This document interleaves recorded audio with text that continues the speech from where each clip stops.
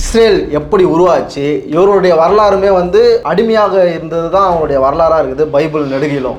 அவங்க எப்படி அடிமையாக மாறினாங்க, அந்த லேண்டு எங்கே இருக்குது, இப்போ நம்ம பார்க்குற இஸ்ரேல் தான் அந்த இஸ்ரேலா?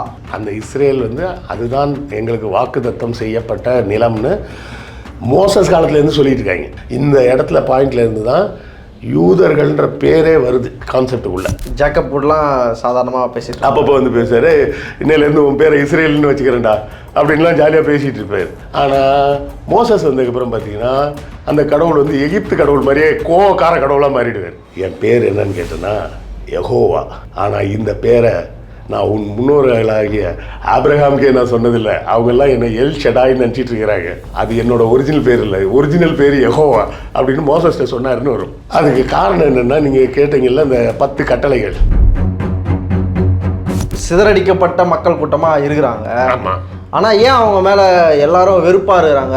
போகிற ஊரில் பூரா வம்பிழுத்துக்கிட்டு இருந்தா ஒரு படத்தில் ஒரு பாட்டி சொல்லு தெரியுமா, இந்த இவனுக்கு ஒரு சீட் எடுங்கய்யா, எப்போ பாரு பொய்யா சொல்லிட்டு தெரியுறான் அப்படின்னு. அதுமாதிரி பொய் சொல்லிகிட்டே தெரிஞ்சாங்க. ப்ளஸ் வந்து உலகம் முழுவதும் பரவி வட்டிக்கு காசு கொடுத்தாங்க. அதுலேயும் பார்த்தீங்கன்னா இவர்கள் வந்து தங்களுடைய மொழியை வந்து ஹீப்ரு அப்படின்னு சொல்லுவாங்க. உண்மையில் சுமேரிய மொழியில் எப்புரு அப்படின்னு ஒரு வார்த்தை இருக்குது. அந்த எப்புருன்ற வார்த்தைக்கான என்ன அர்த்தம் அப்படின்னு கேட்டிங்கன்னா பயணி, டிராவலர்னு அர்த்தம். என்னவோ முதல்ல ஹிட்லர் தான் கொலை பண்ணான்ற மாதிரி பேசிகிட்டு இருக்காங்க. நம்ம அடி வாங்காத ஏரியாவே கிடையாதுன்னு. அது மாதிரி ஐரோப்பிய நாடுகளில் இவங்க அடி வாங்காத ஏரியாவே கிடையாது. இப்போ ஈரான் கிட்ட அடி வாங்கிட்டு இருக்காங்க. இப்போ ஈரான் அடி வாங்கிட்டு இருக்காங்க. இவங்க அடி வாங்குறது தான் பொழப்பேன்னு வச்சுக்கோங்க. மொத்த ஐரோப்பாவிலையும் இருந்திருக்கு. முக்கிய காரணமே என்னென்னா இவங்க வட்டிக்கு காசு கொடுக்குறது. அதனால தான் முகமது நபி வந்து இஸ்லாத்தை உருவாக்கும் போது நாம் யூதர்களை போல இருந்துடக்கூடாது அப்படின்னு சொல்லி முக்கியமான கோட்பாடாக ஒன்று வைக்கிறாரு. வட்டி கொடுக்கவும் கூடாது, வாங்கவும் கூடாதுன்னு ஒரு சட்டத்தை சொல்கிறாரு. 1700களோட கடைசியில் ஒரு பெரிய விஷயம் நடக்குது. மன்னர் குடும்பத்தையும் ப்ரீஸ்ட், பாஸ்டர் எல்லாரையும் போட்டு தள்ளுறாங்க. பிரெஞ்சு புரட்சி அப்படின்ற பேரில் அந்த அரச குடும்பத்தை போட்டு தள்ளினதில் புதுசாக 3 இண்டஸ்ட்ரி உருவாகுது. முதல்ல பேங்கிங் இண்டஸ்ட்ரின்னு ஒன்று உருவாகுது. இவங்க பூரா நிறைய சேர்த்து வச்சுருப்பாங்கல்ல, ப்ரைவேட் கலெக்ஷன், கோல்டு, தங்கம், வைரம், இதெல்லாம் இது பூரா யார் கையில் சிக்குதுன்னா இந்த ஜேக்கப் ராத்சைல்டு கையில் சிக்குது. இவன் வந்து ஒரு யூதர். இவன் கூட சேர்ந்து இன்னும் 4 தம்பிங்க இருக்காங்க. ஒருத்தன் வியன்னா, ஒருத்தன் ஃப்ராங்க்ஃபர்ட், ஒருத்தன் நேபிள்ஸ், ஒருத்தன் லண்டன், இவன் பாரிஸ். காசை ஆட்டையை போட்டு பணம் கைக்கு வந்துருச்சு. ஒரு அரச குடும்பத்தோட மொத்த சேமிப்பும் இவங்ககிட்ட இருக்குன்றப்போ எப்படி டெவலப் ஆகிருப்பாங்க. அதை ஃபுல்லாக வட்டி கொடுப்பாங்க. இவனுக்கு தெரிஞ்ச ஒரே தொழில் வட்டி கொடுக்குறது. அப்போ வட்டி கொடுத்து எல்லா இடத்துலையும் கெட்ட பேர் தான் சம்பாதிச்சு வச்சுருந்தாங்க. பிறகுதான் வந்து த ப்ராமிஸ்டு லேண்ட் அப்படின்னு சொல்லி ஜெர்மனில் ஒருத்தர் ஆரம்பிக்கலாம். அவன் தான் ஃபஸ்ட்டு நமக்கு இஸ்ரேல்னு ஒரு நாடு வேணும், நாம் ஒரு லாபியை க்ரியேட் பண்ணி அந்த நாட்டை உருவாக்கணும் அப்படின்னு பிளான் பண்ணுறாங்க. அதுக்கப்புறம் தான் வந்து இதுக்காக ஃபண்டிங்லாம் ரெடி பண்ண ஆரம்பிக்கிறாங்க.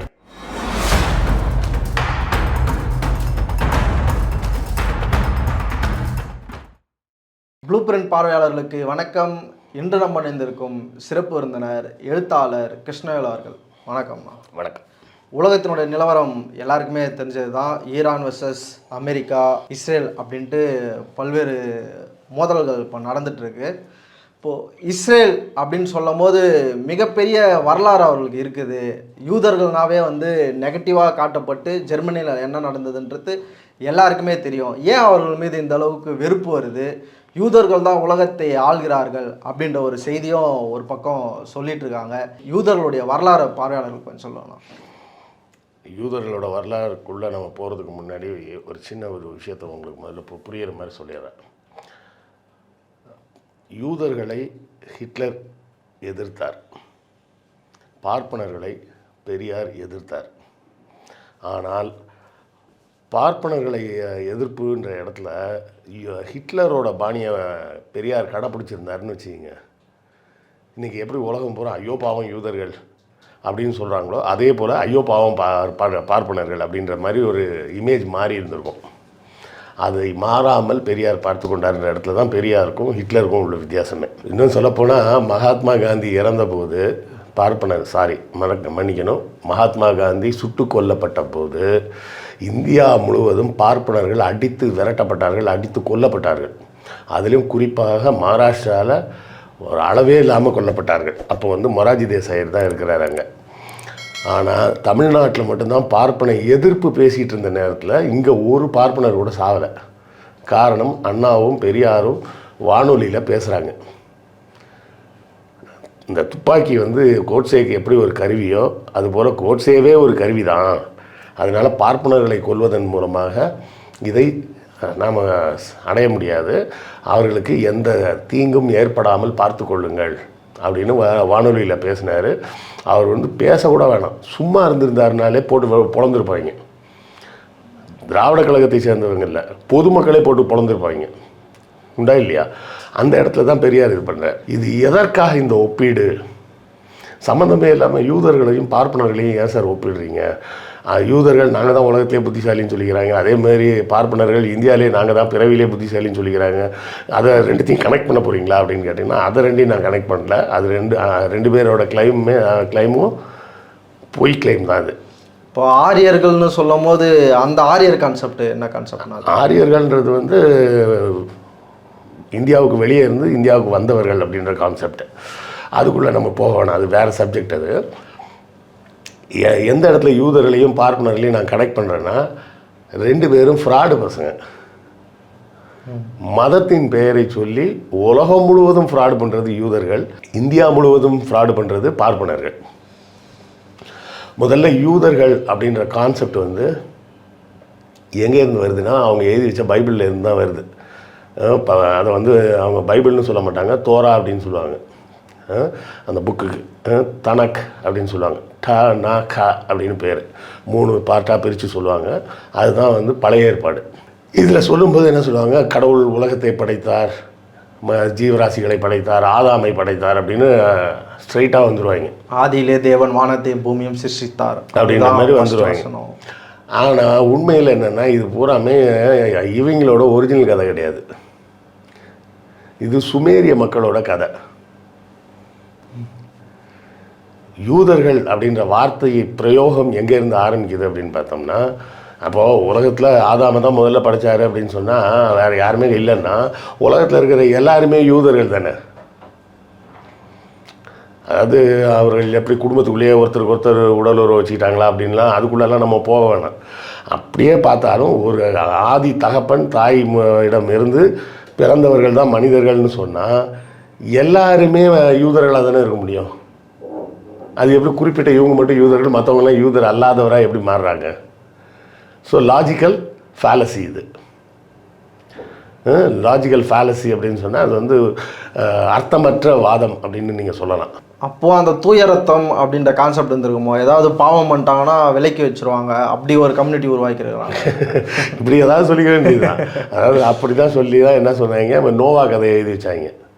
நோவா கதை எழுதி வச்சு என்ன பண்ணார், எல்லாரும் கெட்டு போயிட்டாங்க, நீ ஒருத்தன் தான் நல்லவனாக இருக்க அப்படின்னு சொல்லிட்டு மறுபடியும் இன்செஸ்ட் ரிலேஷன்ஷிப் 2வது வாட்டி ஆரம்பிக்குது. முதல் இன்செஸ்ட் ரிலேஷன்ஷிப் வந்து ஆதாமியாவா இல்லை, அதுலேருந்து பல்கி பெருகி பல குடும்பமானதுக்கப்புறம் மற்றவெல்லாம் கெட்டவனாகி நோவா குடும்பத்துக்குள்ளேயே மட்டும் இன்செஸ்ட் வச்சுக்கிறாங்க. அப்புறமா திரும்ப இன்செஸ்ட்னா உங்களுக்கு தெரியும், அதாவது ஒரு குடும்பத்தின் உறுப்பினர்கள் அவங்களுக்குள்ளேயே செக்ஸ் உறவு வைத்துக் கொள்வதை ஆங்கிலத்தில் இன்செஸ்ட்னு சொல்லுவாங்க. அப்போ 2 முறை இன்செஸ்டால் உருவானது தான் இந்த உலகமா அப்படின்னு கேள்வி வருது இல்லை. இதில் என்ன பிரச்சனைன்னா, சுமேரிய பகுதி வந்து கிமு 4000 இருந்து மனிதர்கள் வாழ்ந்து கொண்டு இருக்கக்கூடிய ஒரு பகுதி. கிமு 4000 ஆண்டுகளுக்கு முன்னாடியே மனிதர்கள் அங்கே வாழ்ந்ததுக்கு உண்டான தடயங்கள் இருக்குது. தடயங்கள்னால் களிமண் தகடுகள்னு சொல்லுவாங்க, அந்த கிளே டேப்லெட்ஸ் அப்படிம்பாங்க. ஒரு களிமண் தகடு பட்டையாக வச்சு ஒரு நாணல் மாதிரி ஒரு இதை குச்சி வச்சு இப்படியே எழுதி காய வச்சுருவாங்க. காய வச்சா அது ரெக்கார்டாக மாறிடும். அப்படி எழுதக்கூடிய பழக்கம் சுமேரிய மக்களுக்கு உண்டு. அந்த களிமண் தகடுகளில் இருப்பதில் மிக பழமையான களிமண் தகடு 3900 ஆண்டில் உள்ளது. அப்போவே நாகரிகம் அடைந்து ஒரு எழுத்து முறை வந்து அதை எழுதுறதுக்கும் கண்டுபிடிச்சிருக்கிறான்னா, அப்போ அவர்களது நாகரிகத்தின் தொடக்கம் இன்னும் அதுக்கும் முன்னாடி ரொம்ப முன்னாடி இருக்கணும். மனிதன் வந்து இந்த பூமியில் இப்போது இருக்கக்கூடிய வடிவத்தில் வாழத் தொடங்கி இன்றைக்கி தேதிக்கு 11500 ஆண்டுகள் ஆகுது. அதுக்கு முன்னாடி இருந்த மனிதர்கள் வேறு. அதை பற்றிலாம் நம்ம வந்து மொத்தமாக மனித நாகரிகம்னு பேசும்போது அதை பற்றி விரிவாக பேசுவோம். புரிதலுக்கு இப்படி வச்சுக்கிங்க, இன்றைக்கி தேதிக்கு 11500 ஆண்டுகளுக்கு முன்னாடி தான் மனிதர்கள் இப்போ உள்ள வாழ்க்கை முறைக்கு வராங்க. இப்போ உள்ள தட்ப வெட்ப நிலையே அப்போ தான் உருவாகுது. அதுக்கு முன்னாடி வந்து ஐஸ் ஏஜும்பாங்க. அது இப்போ உள்ள அது வந்து இப்போ உள்ள காலத்தை வந்து ஹோலோசீன் அப்படின்னு சொல்லி ஜியாகிரபிக்கலாக சொல்லுவாங்க. ஸோ அது ஐஸ் ஏஜ் முடிஞ்சு வராங்க. அப்போ இந்த இப்போ சுமேரிய பகுதிகளில் ஒரு 5000 6000 ஆண்டுகளுக்கு இன்றைக்கி தேதி கணக்கச்சோன்னா ஒரு 8000 ஆண்டுகளுக்கு முன்னாடி இருந்தே அங்கே மக்கள் வாழ்ந்துருக்கணும் அப்படிங்கிறத புரிஞ்சுக்கணும். அப்படி பார்க்கும்போது அங்கே பார்த்திங்கன்னா நிறைய வேறு ஆட்கள் வாழ்ந்துருக்கிறாங்க. அதாவது வேறு அரச பரம்பரைகள் வாழ்ந்துருக்குது. அதில் வந்து பார்த்திங்கன்னா சுமேர் கிங்ஸ்னே ஒரு லிஸ்ட் இருக்குது. ஆன்டி டைலூவியன் கிங்ஸ் அப்படிம்பாங்க. ஆன்டி டைலூவியன் அப்படின்னா என்ன அர்த்தம்னா, ஹிஸ்ட்ரியை பொறுத்தவரை டைலூவியன் அப்படின்னு சொன்னால் என்னென்னா பெருவெள்ளம்னு அர்த்தம். ஆன்டி டைலூவியன் கிங்ஸ்னால் பெருவெள்ள காலத்துக்கு முற்பட்ட மன்னர்கள். ஆன்டே போஸ்ட், ஆன்டினா முன்னாடி, அந்த பெருவெள்ளத்துக்கு முன்னாடி வாழ்ந்த மன்னர்கள்னு ஒரு பட்டியல் இருக்குது. அந்த பட்டியல் வந்து பின்னாடி வரக்கூடிய அக்கேடியன் சிவிலைசேஷன் ஒன்று வருது. இப்போ இந்த பெருவெள்ளம் அது என்ன? ஓகே, அது ஒன்று. ரெண்டாவது வந்து என்ன வருதுன்னா அக்கேடியன், மூணாவது அசிரியன். இப்படி 3 மிகப்பெரிய ஆட்சிகள் அந்த சுமேரிய பகுதிகளில் நடந்திருக்குது. ஆன்டி டைலூவியன் கிங்ஸ், அப்புறம் போஸ்ட் டைலூவியன் கிங்ஸ், அவங்க தான் அக்கேடியன்ஸ். அக்கேடியன்ஸுக்கு அப்புறம் இவங்க. இதில் என்ன ஒரு சிக்கல் நடக்குதுன்னா, அவங்க அந்த ஆன்டி டைலூவியன் கிங்ஸ் இருக்காங்கல்ல, அவங்க பயன்படுத்திய எழுத்து முறை இருக்குல்ல, அது வந்து பார்த்திங்கன்னா நம்பர் சிஸ்டம்னு ஒன்று இருக்கும். அந்த நம்பர் சிஸ்டம் வந்து ஹெக்ஸா ஜெசிமல் சிஸ்டம். வாங்க, டெசிமல் இல்லை, ஹெக்ஸா ஜெசிமல், ஜி. இங்கே என்ன சொல்லுது? ஜெசின்னு சொல்லுது. அது ஜே, இது G. Hexadecimal system. Hexadecimal சிஸ்டம்னா என்ன அர்த்தம்னா, நாம் டெசிமல் சிஸ்டம்னு ஏன் சொல்கிறோன்னா 10 தான் மொத்த எண்ணிக்கையில் உள்ள நம்பர்கள். 0 1 0 1 2 3 4 5 6 7 8 9. 9 முடிஞ்சோடனே என்ன பண்ணிடுறோம், 1 போட்டு 0 போட்டுடுறோம். அந்த 10 நம்பரை வச்சு தான் திரும்ப எழுதிக்கிட்டு இருக்கிறோம். ஹெக்ஸா ஜெசிமல் சிஸ்டம்னா 60 நம்பரை வச்சுக்கிட்டு திரும்ப எழுதுறது. 0ல் தொடங்கி 59. 59க்கு அப்புறம் நம்ம 60 போடுவோம். அவங்க 60 போடாமல் 100ன்னு போட்டுருவாங்க. ஓகே. அப்புறம் 101 102 103 104 போய் 159 வரும். 159க்கு அப்புறம் 160க்கு மேலே 1000ன்னு போட்டுருவாங்க. இப்படி தான் அவங்களோட நம்பர் சிஸ்டம் இருக்கும். இப்போ புரியுதுங்களா உங்களுக்கு? அந்த நம்பர் சிஸ்டம் வந்து இப்போ எப்படி நம்ம வந்து 10 அப்புறம் 99 முடிஞ்சோடனே 100 போடுறோம். அவங்க என்ன பண்ணுவாங்க, 59 முடிஞ்சோடனே 100 போட்டுருவாங்க.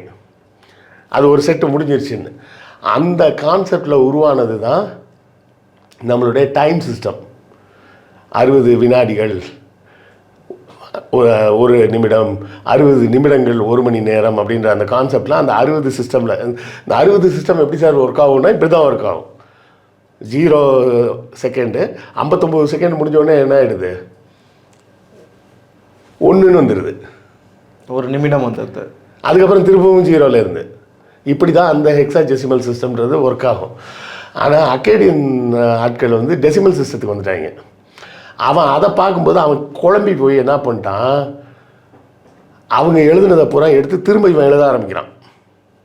அக்கேடியன்காரன் அந்த பழைய ஆன்டி டைலூவியன் கிங்ஸோட லிஸ்ட்டை திரும்ப எழுதும்போது அவன் என்ன பண்ணுறான், இந்த ராஜா 1200 வருஷம் ஆட்சி செஞ்சு வாழ்ந்தார், இந்த ராஜா 900 வருஷம் ஆட்சி செஞ்சார், இந்த ராஜா 850 வருஷம் வாழ்ந்தார் அப்படின்னு இவன் டெசிமல் சிஸ்டத்தில் எழுதி வச்சுட்டு போயிட்டான்.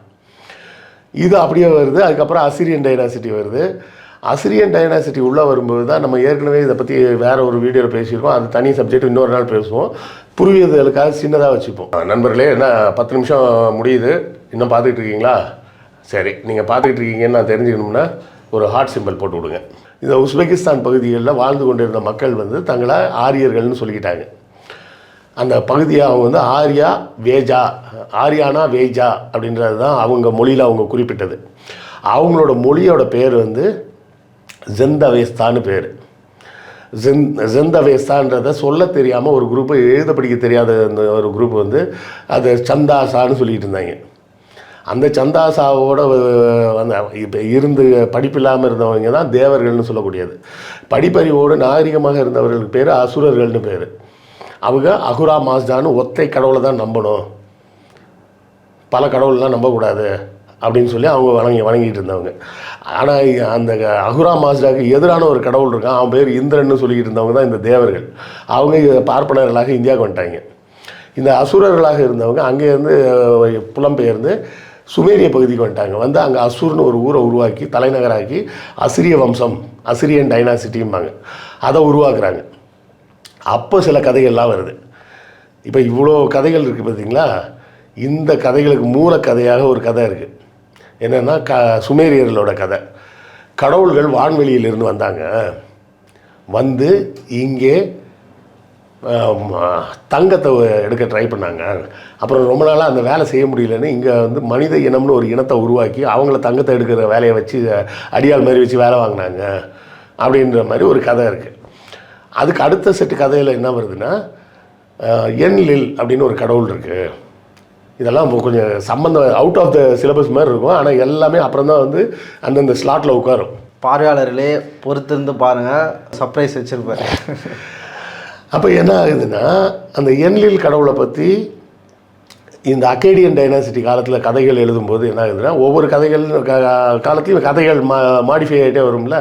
அப்போ இந்த அக்கேடியன் காலத்தில் அந்த கதைகள் மாடிஃபை ஆகும்போது என்ன வருதுன்னா, என்லில்னு ஒரு கடவுள், அவனுக்கு ஆதப்பான்னு ஒரு ஆள் இருக்கான். அவன் கடல் வழியாக வந்தவன், அவனுக்கு கடலில் எல்லா வேலையும் செய்ய தெரியும். அவன் வந்து கடலில் மீன் பிடிச்சான். இங்கே இருந்த மக்களை நாகரிகமாக்கணும்னு சொல்லி அந்த என்லில் சொன்னாருன்னா, அவங்களுக்கு விவசாயம், நெருப்பு பயன்பாடு இதெல்லாம் அவன் தான் சொல்லி கொடுத்து அவங்கள நாகரிகமான மனிதனாக மாற்றினான். அவர்களுக்கெல்லாம் ஆதி தகப்பன் போன்றவன் தான் இந்த ஆதப்பான்றவன். இதை வந்து வச்சு தேவனைய பாவனர் என்ன சொன்னார்னா, அந்த ஆதப்பான்ற பேர் வந்து தமிழ் பேர்.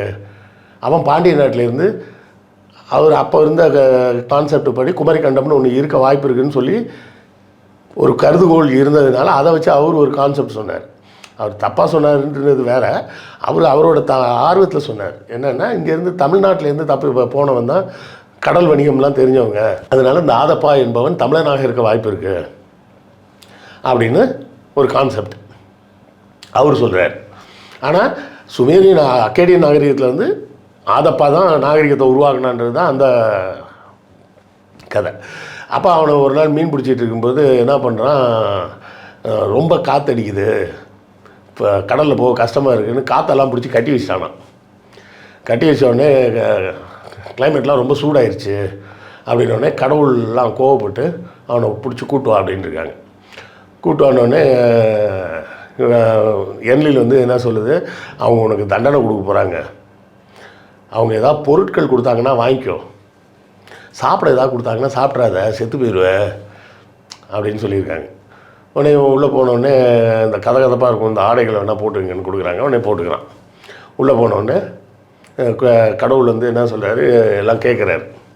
என்ன பண்ணேன்னா, இல்லைங்கய்யா இந்த மக்களுக்கு நிறைய மீன் வேணும், அதனால் கொஞ்சம் நேரம் காற்றை கட்டி வச்சுட்டு மீனை பிடிச்சிட்டு அப்புறமா அவுத்து விடலான்னு இருந்தேன். அதுக்குள்ளே இவங்க எல்லோரும் வந்து கம்ப்ளைண்ட் பண்ண ஆரம்பிச்சிட்டாங்க அப்படின்னு சொன்னோடனே, அப்படியா சரி நல்லது தான் செஞ்சியா, சரி இந்த மதுவை குடி அப்படின்னு இருக்கேன். இது என்லில் ஏற்கனவே சொல்லியிருக்கல அப்படின்றதுனால எனக்கு வேணாங்க அப்படின்னு சொல்லிடலாம். உடனே கடவுள் ஒரு முறை வேணான்னு சொல்லிட்டு எல்லாம் எடுத்துன்னு போங்க அப்படின்னு சொல்லிட்டு, இது இன்னொரு முறை தர முடியாது, அந்த என்லில் உனக்கு சொல்லி கொடுத்தானா இது மாதிரி அங்கே கொடுத்தா வாங்காதேன்னு. ஆமாங்கய்யா அப்படின்னு. நான் உன்னை வந்து எங்கள் கடவுளோட லிஸ்ட்டில் உன்னை சேர்த்துடலான்னு பார்த்து தான் அந்த இதை குடிக்க சொல்லி கொடுத்தேன், நீ அந்த வாய்ப்பை இழந்துட்ட, இனிமேல் நீ போய் மண்ணில் போய் வாடு அப்படின்னு சொல்லி அமுச்சு விட்டாரு அப்படின்னு. இது ஒரு கதை. இன்னொரு கதை வந்து பார்த்திங்கன்னா, அட்ரா ஹஷிஸ் அப்படின்னு ஒருத்தன், அவனை பற்றின கதை. அவனுக்கு வந்து ஒரு நாள் வந்து இந்த என்லில் கடவுள் கூப்பிட்டு, எங்கள் கடவுள்லாம் ரொம்ப கோபமாக இருக்காங்க, மக்கள்லாம் ரொம்ப பாவம் பண்ணுறாங்க, அதனால் அவங்களெல்லாம் அழிக்க போகிறேன் அப்படின்னு சொல்லிட்டாரு.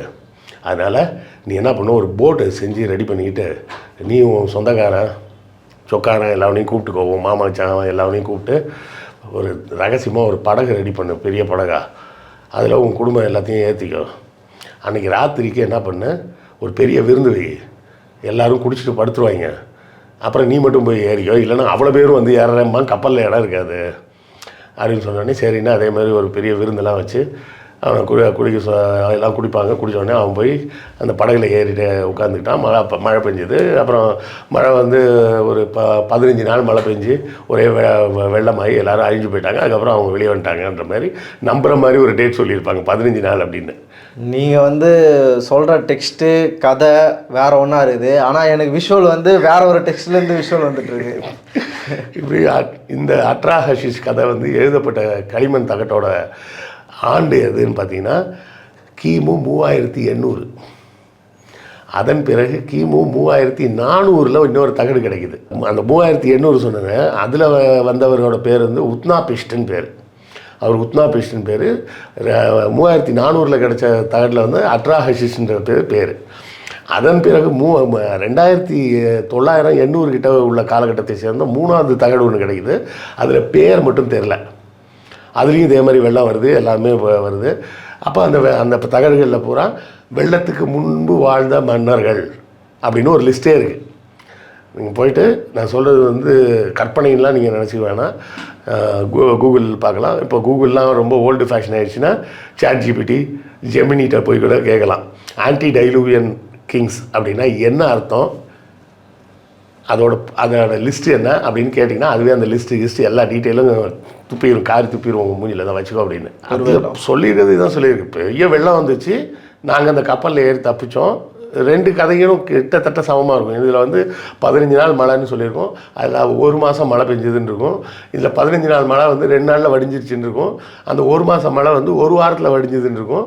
அதுலேயும் ஒருத்தன் தான் குடும்பத்தோடு போய் தப்பிச்சான், இதுலேயும் தப்பிச்சான், 3வது கதையிலையும் குடும்பத்தோடு போய் தப்பிச்சான் அப்படின்னு 3 தகட்டில் இந்த கதை இருக்குது. இது எல்லாத்தையும் மைண்டில் வச்சுக்கிங்க. இப்போது யூதர்களுக்கு வருவோம். அங்கே அந்த சுமேரிய நாகரிகம் இருந்த பகுதியில் ஊர் அப்படின்னு ஒரு ஊர் இருக்குது. ஊர் அப்படின்னு ஒரு ஊர் இருக்குது, சரியா? அது ஊருக்கு பேரே அங்கே வந்து 2-3 இடத்துக்கு ஊர்னே பேர் வரும். நிப்பூர்னு வரும், உருக் அப்படின்னு ஒரு ஊர் இருக்குது, ஊர் அப்படின்னு ஒரு ஊர் இருக்குது. இப்படி தமிழ் பெயர்களாக ஒத்து போகுதுன்றதுனாலையும் தமிழர்கள் தான் அந்த இடத்த நாகரிகத்தை உருவாக்கியிருக்கலாம். அது வெறும் ஊராக இருந்திருக்காது, நல்லூர் அந்த மாதிரி இருந்திருக்கலாம். அது பின்காலத்தில் வெறும் ஊர்னு கூட பதிவாகிருக்கலாம் அப்படின்ற மாதிரி ஆய்வாளர்கள்லாம் சொல்கிறாங்க. தமிழ் கனெக்ஷன் ஒன்று கண்டிப்பாக சுமேரிய நாகரிகத்தோடு ஒன்று இருக்குது, சரியா? அதில் மாற்று கருத்துலாம் கிடையாது. தமிழ் பெயர்களோடு ஒத்து போகக்கூடிய நிறைய பெயர்கள் அதில் வரும். இப்போ இந்த என்லில் அப்படின்ற பேரை ஞாபகத்தில் வச்சுக்கிங்க, ஆதப்பா ஞாபகம் வச்சுக்கிங்க, உத்னாபிஷ்ட், அட்ராஹஷிஷ், அப்புறம் பெயர் தெரியாத 3வது வெள்ளக்கதை. இப்போ இத்தனை விஷயங்களை ஞாபகத்தில் வச்சுக்கிங்க. அதுக்கு அப்போ தான் வந்து அந்த ஊர் நகரத்தை சேர்ந்த ஒரு கோயில் பூசாரி ஒருத்தர் இருக்கார். அவர் பேர் வந்து தோரான்னு தான் நினைக்கிறேன். ஆமாம், தோரா. அவர் வந்து என்ன பண்ணுறாரு, அவர் பையன்கிட்ட சொல்கிறாரு, என்லில் கடவுள் வந்து எனக்கு சொல்லிச்சு இந்த ஊரை அழிக்க போகிறேன் அப்படின்னு, அதனால் நம்ம எல்லோரும் இங்கேருந்து போயிடலாம் அப்படின்றார். அப்படி போயிடலான்னு சொல்லும்போது அவர் 2வது பையனோட மகன், 4வது பையனோட மகன் லோத்துன்னு ஒருத்தன், அவரோட 2வது மனைவியோட பொண்ணு ஒருத்தி சாரான்னு ஒருத்தி, முதல் மனைவியோட பையன் ஒருத்தன் ஆபிரகாம். இந்த 4 பேரும் அந்த ஊரை விட்டு கிளம்பி போகிறாங்க. இந்த இடத்துல பாயிண்டில் இருந்து தான் யூதர்கள்ன்ற பேரே வருது கான்செப்டுக்குள்ளே. ஓகே, ஹிஸ்டாரிக்கலாக யூதர்கள் அப்படின்ற பெயர் குறிப்பிடப்படுவது இந்த இடத்துல இருந்து தான் ஆரம்பிக்குது. அதுக்கு முன்னாடி யூதர்கள்ன்ற பெயர் எங்கேயுமே வரல. இப்போ இந்த ரிலேஷன்ஷிப் வந்து பைபிளில் வேறு ஒன்றா இருக்குது? இல்லை, அப்போது வந்து அது வந்து ஒன்றும் பெரிய விஷயம் தப்பாலாம் யாரும் பார்க்கல. தப்பாக பார்க்கலன்றது மட்டும் இல்லை, இதே ஆபிரகாம் வந்து எகிப்துக்கு போகும்போது அவன் என்ன தெரியுமா சொல்லுவான், அங்கே இருக்க மன்னர்களோ மற்றவங்களோ நீ யாருன்னு கேட்டால் என்னுடைய மனைவின்னு சொல்லாத, சொன்னால் என்னை கொண்டுட்டு உன்னை தூக்கிட்டு போக பார்ப்பாங்க. இது பைபிளில் இருக்குது.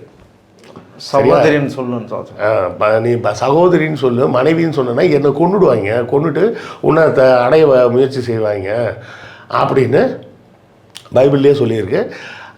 அது 2 தடவை அதே மாதிரி வரும்.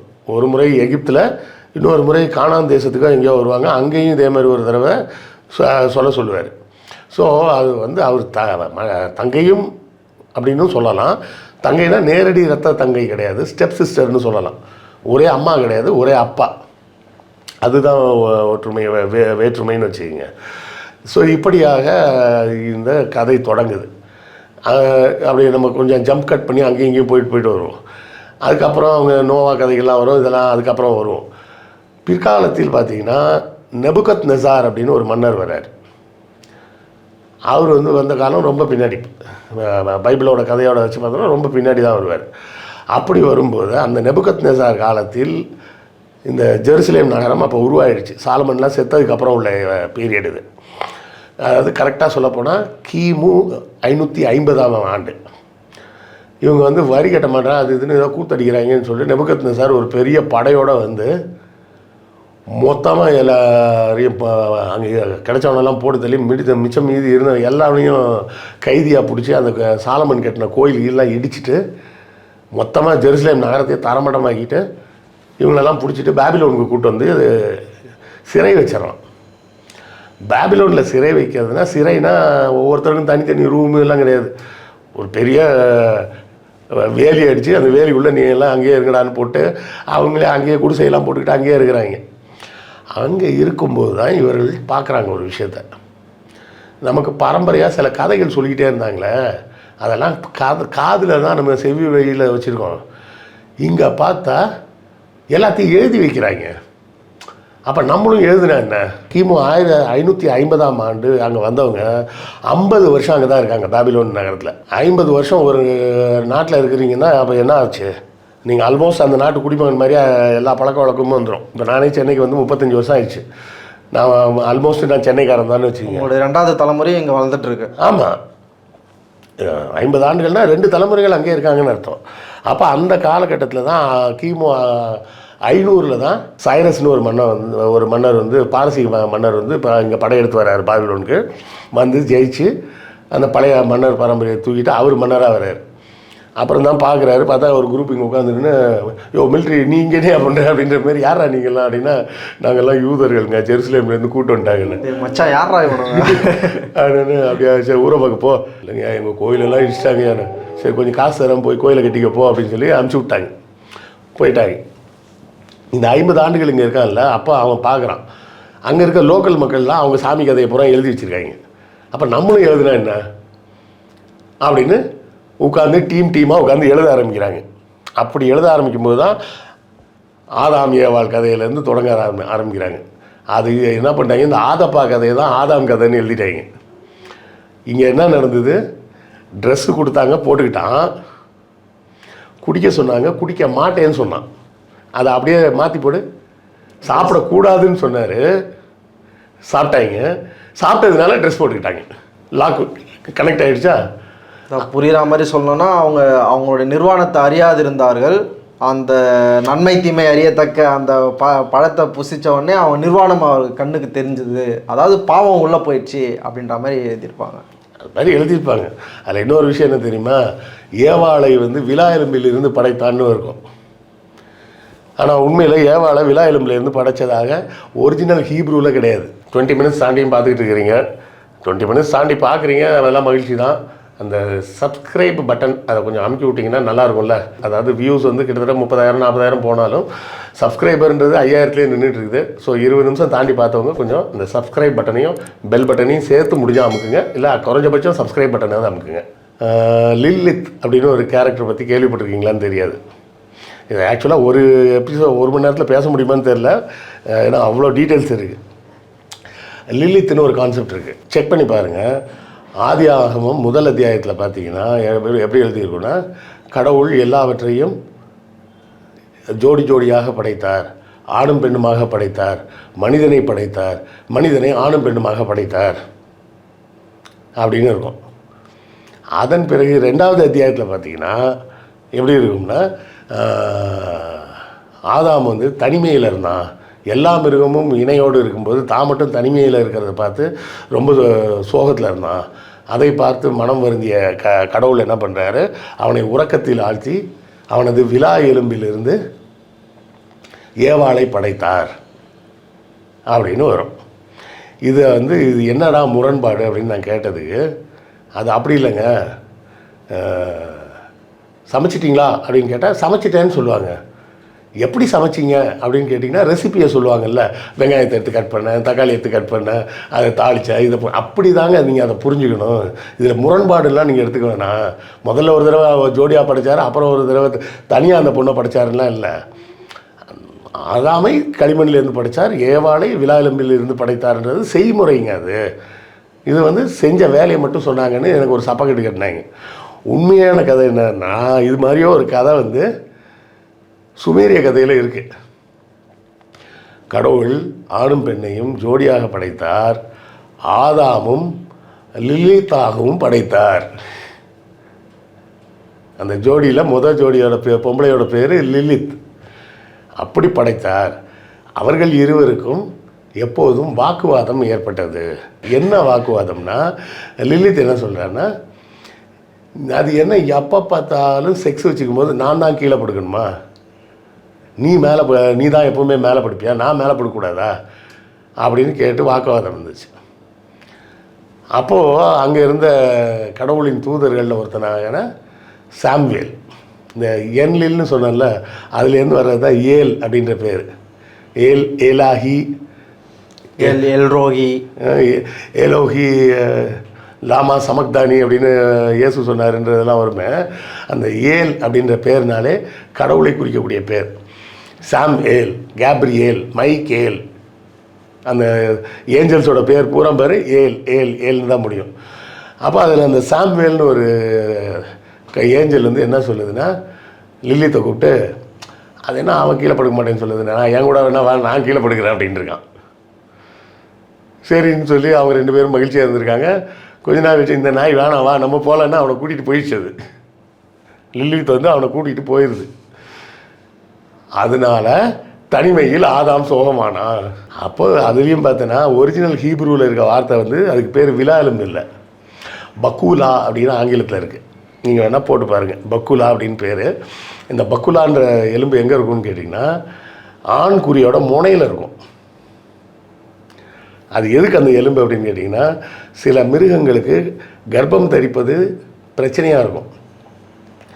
அதனால் அந்த மிருகங்களோட உடல் அமைப்புலேயே இந்த ஆண் மிருகத்தால் தான் அந்த பெண் மிருகம் கர்ப்பமாச்சு அப்படின்றத பயாலஜிக்கலாக உறுதி செய்வதற்கு அந்த எலும்பு இருக்குது. அந்த பக்குலா இப்படி இருக்கும், இப்படி நீளமாக இப்படி இருக்கும். உடலுறவின் போது அந்த ஆண் உறுப்பு பெருசாகும் போது இந்த எலும்பு என்ன ஆகும்னா இப்படி திரும்பிக்கும். இப்படி திரும்பினதுனால என்ன ஆகும்னா லாக் ஆகிடும், வெளியே வராது. அதனால தான் நாய், பூனை போன்ற மிருகங்கள் வந்து அந்த உடலுறவில் ஈடுபடும் போது கொஞ்சம் நேரத்துக்கு இன்டர்லாக் ஆகி அப்படியே நின்றுக்கும். அப்புறம் இந்த ஆண்குறியோட வந்து சுருங்க ஆரம்பிச்சதுக்கப்புறம் அந்த எலும்பை மறுபடியும் நிமிர்ந்த உடனே வெளியே எடுத்துட முடியும். இப்படி ஆதாமுக்கும் ஒரு எலும்பு இருந்தது. அந்த எலும்பிலிருந்து ஏவாளை படைத்தான். அதனால் அவனுக்கு அடிமையாகவே இருக்கணும், அவன் சொல்கிற பேச்சை பூரா கேட்கணும் என்று கர்த்தர் சொன்னார் அப்படின்னா அந்த ஒரிஜினல் சுமேரிய கதையில் வரும். இந்த லில்லித்தெல்லாம் திரும்பலாம் கூப்பிட்டு பார்ப்பாங்க, வரமாட்டேன்ருவான். அவர் கத்தருக்கும் வெங்காயத்துக்கும் பேப்பன்ருவா. அதுதான் கடவுள் கோபமாகி சாம்வேலை தான் என்ன பண்ணுறாரு, சாத்தானாக மாற்றுறாரு. அதுதான் ஃபாலன் ஏஞ்சல், சொர்க்கத்திலிருந்து வெளியேற்றப்பட்ட ஒரு தேவதை தான் சாம்வேல் தான் வந்து பிற்காலத்தில் லூசிஃபர் என்று அறியப்படுகிறார். அந்த லூசிஃபர் தான் சாத்தான், எக்ஸட்ரா எக்ஸட்ரா. இப்போ வந்து பைபிளில் அந்த முதல் அத்தியாயத்தை ஏகப்பட்ட மிஸ்ஸிங் லிங்க் இருக்குது பாருங்க, அந்த லிங்க் பூரா கனெக்ட் ஆகிடுச்சு. கடவுள் வந்து பைபிளில் சொன்னதில் அதை படித்தார், இதை படித்தார், எல்லாத்தையும் படித்தார். சாத்தானை எப்போ படைச்சேன்னு சொன்னார்? சாத்தானை படைச்சேன்னு பைபிளில் சொல்லவே இல்லையே. அப்புறம் அந்த சாத்தான் திடீர்னு ஏன் வந்தான்? அவன் ஏன் கடவுளுக்கு எதிராக வேலை செய்கிறான்? ஏன்னா அவனும் உள்ளே இருந்தான், அவனை வெளியே போக சொல்லிட்டாருன்ற காண்டில் தான் பாம்பு மாதிரி வேஷம் போட்டு உள்ளே வந்தான். வந்து ஏவாளை தூண்டி விட்டு பழத்தை சாப்பிட வச்சு அவங்களையும் சொர்க்கத்தில் இல்லாத மாதிரி கடவுளை தனிமையாக்கிட்டான் அப்படின்னு அந்த சுமேரிய கதை போகும். இவங்க அந்த சுமேரிய கதையில் அதெல்லாம் எடிட் பண்ணிட்டாங்க, யார் யூதர்கள் எழுதும்போது. இப்போ நான் டைரெக்டாகவே பாயிண்ட்டு வரணும். ஆபிரகாம், ஈசாக்கு, யாக்கோபு அவங்க அப்பா கிட்ட ஏதோ பிரச்சனை பண்ணிட்டு போகிறான். அவனுக்கு ஒரு ப்ராமிஸ் பண்ணுறாரு, உங்கள் அப்பாவுக்கு ப்ராமிஸ் பண்ண லேண்டை நான் உனக்கு தருவேன், இதுக்கப்புறம் நீ யாக்கோபு இல்லை, இதுக்கப்புறம் நீ இஸ்ரேல் என்று அழைக்கப்படுவாய் அப்படின்னு நான் பைபிளில் படிச்சிருக்கிறேன். ஆமாம். இப்போது யாக்கோபுக்கு ப்ராமிஸ் பண்ணப்பட்ட லேண்டு என்ன, இஸ்ரேல் எப்படி உருவாச்சு, இவருடைய வரலாறுமே வந்து ஓவரால் அடிமையாக இருந்தது தான் அவங்களுடைய வரலாறாக இருக்குது பைபிள் நெடுகிலும். அவங்க எப்படி அடிமையாக மாறினாங்க, அந்த லேண்ட் எங்கே இருக்குது, இஸ்ரேல் இப்போ நம்ம பார்க்குற இஸ்ரேல் தான் அந்த இஸ்ரேலா? அதாவது அந்த இஸ்ரேல் வந்து அதுதான் எங்களுக்கு வாக்குத்தத்தம் செய்யப்பட்ட நிலம்னு மோசஸ் காலத்துலேருந்து சொல்லிட்டு இருக்காங்க. மோசஸ் காலத்துலேருந்து அதுதான் சொல்லிட்டு இருக்கிறாங்க. இப்போ மோசஸ் எங்கேருந்து வரேன் அது இப்போது ஆதாம் முடிஞ்சது, அப்புறம் நோவா வர்றது. நோவா கதையில் பெருசாக ட்விஸ்டிஸ் எல்லாம் ஒன்றும் கிடையாது, அது அப்படியே சும்மா ஒரு ரீமேக் மட்டும்தான். ஆக இப்போ இதிலேருந்து நமக்கு என்ன புரியுதுன்னா, ஆபிரகாமுக்கு முன்னர் நடந்ததாக சொல்லப்பட்டது எல்லாமே சுமேரிய கதைகள்லேருந்து எடுத்தது. நீங்கள் வந்து பார்த்தீங்கன்னா ஆதாம் வந்து 1000 ஆண்டுகள் வாழ்ந்தார், அவர் பையன் 900 ஆண்டுகள் வாழ்ந்தார் அப்படின்லாம் வரும். அதெல்லாம் எதனால் இந்த குழப்பம்னா, அந்த ஆன்டி டைலூவியன் கிங்ஸுக்கு நம்பர் இது மாதிரி 1000 கணக்கில் போட்டு வச்சுருந்தாங்கல்ல, இவங்களாம் நினச்சிக்கிட்டாங்க ஒருவேளை அந்த காலத்தில் அப்படி யாரும் வாழ்ந்துருப்பாங்க போல், அதான் எழுது ஆதாம் வந்து 1000 வருஷம் வாழ்ந்தார் அப்படி இப்படின்னு எழுதுன்னு இவனை எழுதிட்டாங்க. இப்போ அந்த சுமேரிய கதை தான் எடுத்து கையாளப்பட்டிருக்குன்றதுக்கு என்ன ஆதாரம்? எப்படி இவ்வளோ நேரம் சொன்னது தான் ஆதாரம். இப்போ நான் சொன்ன எல்லா சுமேரிய கதைக்கும் களிமண் தகடுகள் இருக்குது. ஓகே, அதை தான் கேட்குறேன். களிமண் தகடில் இந்த கதைகள் பூராமே இருக்குது. நான் இப்போ என்ன சொன்னேன், அந்த உத்னாபிஸ்ட் கதை 3800 சேர்ந்த ஒரு களிமண் தகட்டில் இருக்குது. 3400 அட்ராஷிஸ் கதை இருக்குது. 2900 அந்த பெயர் தெரியாத 3வது வெள்ளக்கதையும் இருக்குது அப்படின்னு. அது வந்து வரலாற்று ஆவணம் அது, சரியா? பைபிள்ன்றது கற்பனையாக இவங்களாம் எழுதிக்கிட்டது. அப்போ இந்த ஆதாம் கதை எல்லாமே சுமேரிய நாகரிகத்தில் உள்ள கதைகளில் இருக்குது. அது ஆபிரகாமுக்கு அப்புறம் உள்ளது தான் இவங்க சொந்தமாக எழுத ஆரம்பித்தது. அதுலேயும் பார்த்திங்கன்னா இவர்கள் வந்து தங்களுடைய மொழியை வந்து ஹீப்ரு அப்படின்னு சொல்லுவாங்க. ஆனால் உண்மையில் சுமேரிய மொழியில் எப்புரு அப்படின்னு ஒரு வார்த்தை இருக்குது. அந்த எப்புருன்ற வார்த்தைக்கான என்ன அர்த்தம் அப்படின்னு கேட்டிங்கன்னா, பயணி, ட்ராவலர்னு அர்த்தம். இப்போ யாரோ ஒரு வெள்ளைக்காரன் வரான், நீங்கள் அவரை பார்த்து ஹூ ஆர் யூ மேன் அப்படின்னு கேளுங்க, நம்ம ட்ராவலருமா. அப்போ ட்ராவலர்ன்றது அவன் அடையாளம் கிடையாது, அவன் செஞ்சிகிட்டு இருக்கிற ஒரு வேலை. இவங்க பல ஊருக்கு போகும்போதெல்லாம் நீங்களாம் யாருங்கன்னு கேட்டதுக்கு அவன் மொழியில் சொல்லியிருப்பான், எப்புருன்னு இருப்பான். அவங்க எப்புருவில் பேசுகிறாங்களாப்பா, அவங்க மொழி பேர் எப்புருவான்னு இவங்களாம் சொன்னோன்னு சரி அப்படியே வச்சுக்கோ அப்படின்ட்டாங்க. இதே மாதிரி தான் கிரேக்கர்கள் இங்கே வந்தப்போ நீங்கள் யாருங்கன்னு கேட்டப்போ நாங்கள் இயோனஸ் அப்படின்னாங்க. கிரேக்கர்கள் தங்களை இயோனஸ்ன்னு சொல்லிப்பான். அதை நம்மளுக்கு என்ன பண்ணால் அது என்ன இயோனஸ் என்ன யவனர்னு வச்சுக்கலாமா, சரி யவனர்னு வச்சுக்கோ அப்படின்னு வச்சுக்கிட்டாங்க. இப்போ நம்ம தமிழர்கள் வந்து வட இந்தியா போகும்போது என்ன நீங்களாம் யாருன்னு கேட்டால் நாங்கள் தமிழர்னு, என்னது திரமலாவா அப்படின்னா அவன் திரமலான்னு சொல்லி அதை திராவிடம்னு பேரை மாற்றிட்டான். இப்படி தான் வந்து ஒரு இனத்துக்கும் வேறு இடங்களில் இருக்கிறவங்க வேறு பேர் வச்சிடுறதுன்றது நடக்குது. அப்போ இந்த சுமேரிய மொழியில் எப்புருன்னா பயணின்ற பேர் அவர்களது மொழியின் பேராகவே மாறிப்போச்சு. ஸோ இவங்க ஆபிரகாமும் இவங்களும் இதுக்கு போகிறாங்க, எகிப்துக்கு போகிறாங்க. எகிப்துலேருந்து விரட்டி அடிக்கப்படுகிறார்கள். அப்புறம் அங்கேருந்து இங்கே கானான் தேசத்துக்கு வராங்க, அங்கேயும் விரட்டி அடிக்கப்படுகிறார்கள். அப்படியே அங்கேயுமா சுற்றி கடைசியில் அவர் வந்து, ஆனால் இப்போ கதை மட்டும் பெருசாக எழுதி வச்சுருப்பாங்க. அவர் நிறைய ஆளுங்கள்லாம் வச்சுருந்தார், நிறைய இது சண்டை போட்டார், இல்லை நிறைய சண்டையெல்லாம் போடுற அளவுக்கு ஆள் வச்சுருந்தாருன்னா அப்புறம் எதுக்கு ஒவ்வொரு ஊர்லேயும் துரத்தி விட்றாங்க? ஏன் விரட்டி அடிக்கப்படுறாங்க? இவன் ஃப்ராடுங்க, அதனால விரட்டி அடிக்கிறாங்க. ரொம்ப சிம்பிள். அங்கே போகிறான், ராஜா பார்க்குறான், யாரோ ஒருத்தன் வந்திருக்கான்ப்பா, நல்ல ஃபிகர் செம்மையாக இருக்குது அப்படின்னு நினச்சிருந்துருக்கலாம். கேட்டால் தங்கச்சி இருந்தான்னு சொன்னால் சரி தங்கச்சி இந்த அரண்மனையில் இருந்து ஓரமாக தங்குங்கப்பான்னா இவனுங்க ராஜா வருவாருன்னு தெரியாமல் இவனுங்க வேறு ஏதாவது பண்ணிகிட்டு இருந்திருப்பாங்க. வந்து பார்த்துட்டு ஏன்னா அண்ணன் தங்கச்சின்னு சொல்லி இப்படி உட்காந்துருக்கீங்க ஓட அப்படின்னு சொல்லி அடிச்சு தொத்து விட்டுருப்பாங்க. நம்ம வந்து வரலாற்று பார்வையில் அவங்க எழுதி வச்சதை இன்டர்பிரேட் பண்ண பார்க்கணும். அதை விட்டுட்டு உனக்கு தேவனின் அனுகிரகம் இல்லை அதனால் நீ இப்படி தான் பேசுவே அப்படின்னு சொல்லிட்டு இருந்தால் ஒன்றும் பண்ண முடியாது. சரியா? நீ ஏற்கனவே சொன்ன மாதிரி தான் அந்த இஸ்ரேல் அப்படின்னு சொல்லி அவனுக்கு பெயர் கொடுக்கப்பட்டு அவனுக்கு 12 பிள்ளைகள் பிறக்கிறாங்க. அதில் இந்த 12வது பையன் கொஞ்சம் புத்திசாலியாக இருக்கிறான் அப்படின்னு சொல்லி மற்றவனுக்கெல்லாம் கோபமாக இருக்குதுன்னு சொல்லி என்ன பண்ணுறாங்க, அவனை தூக்கி கொண்டு போய் எகிப்து நாட்டுக்காரங்கள்ட்ட அடிமையாக வித்துறாங்க. அவங்க போயிட்டு உட்காந்துருக்கிறான். அவனுக்கு அந்த டைமில் அந்த எகிப்து மன்னருக்கு வந்து ஒரு கனவு வருது. அந்த கனவு வந்து அர்த்தம் சொல்லுன்னு எல்லார்ட்டையும் கேட்டிருக்கான்.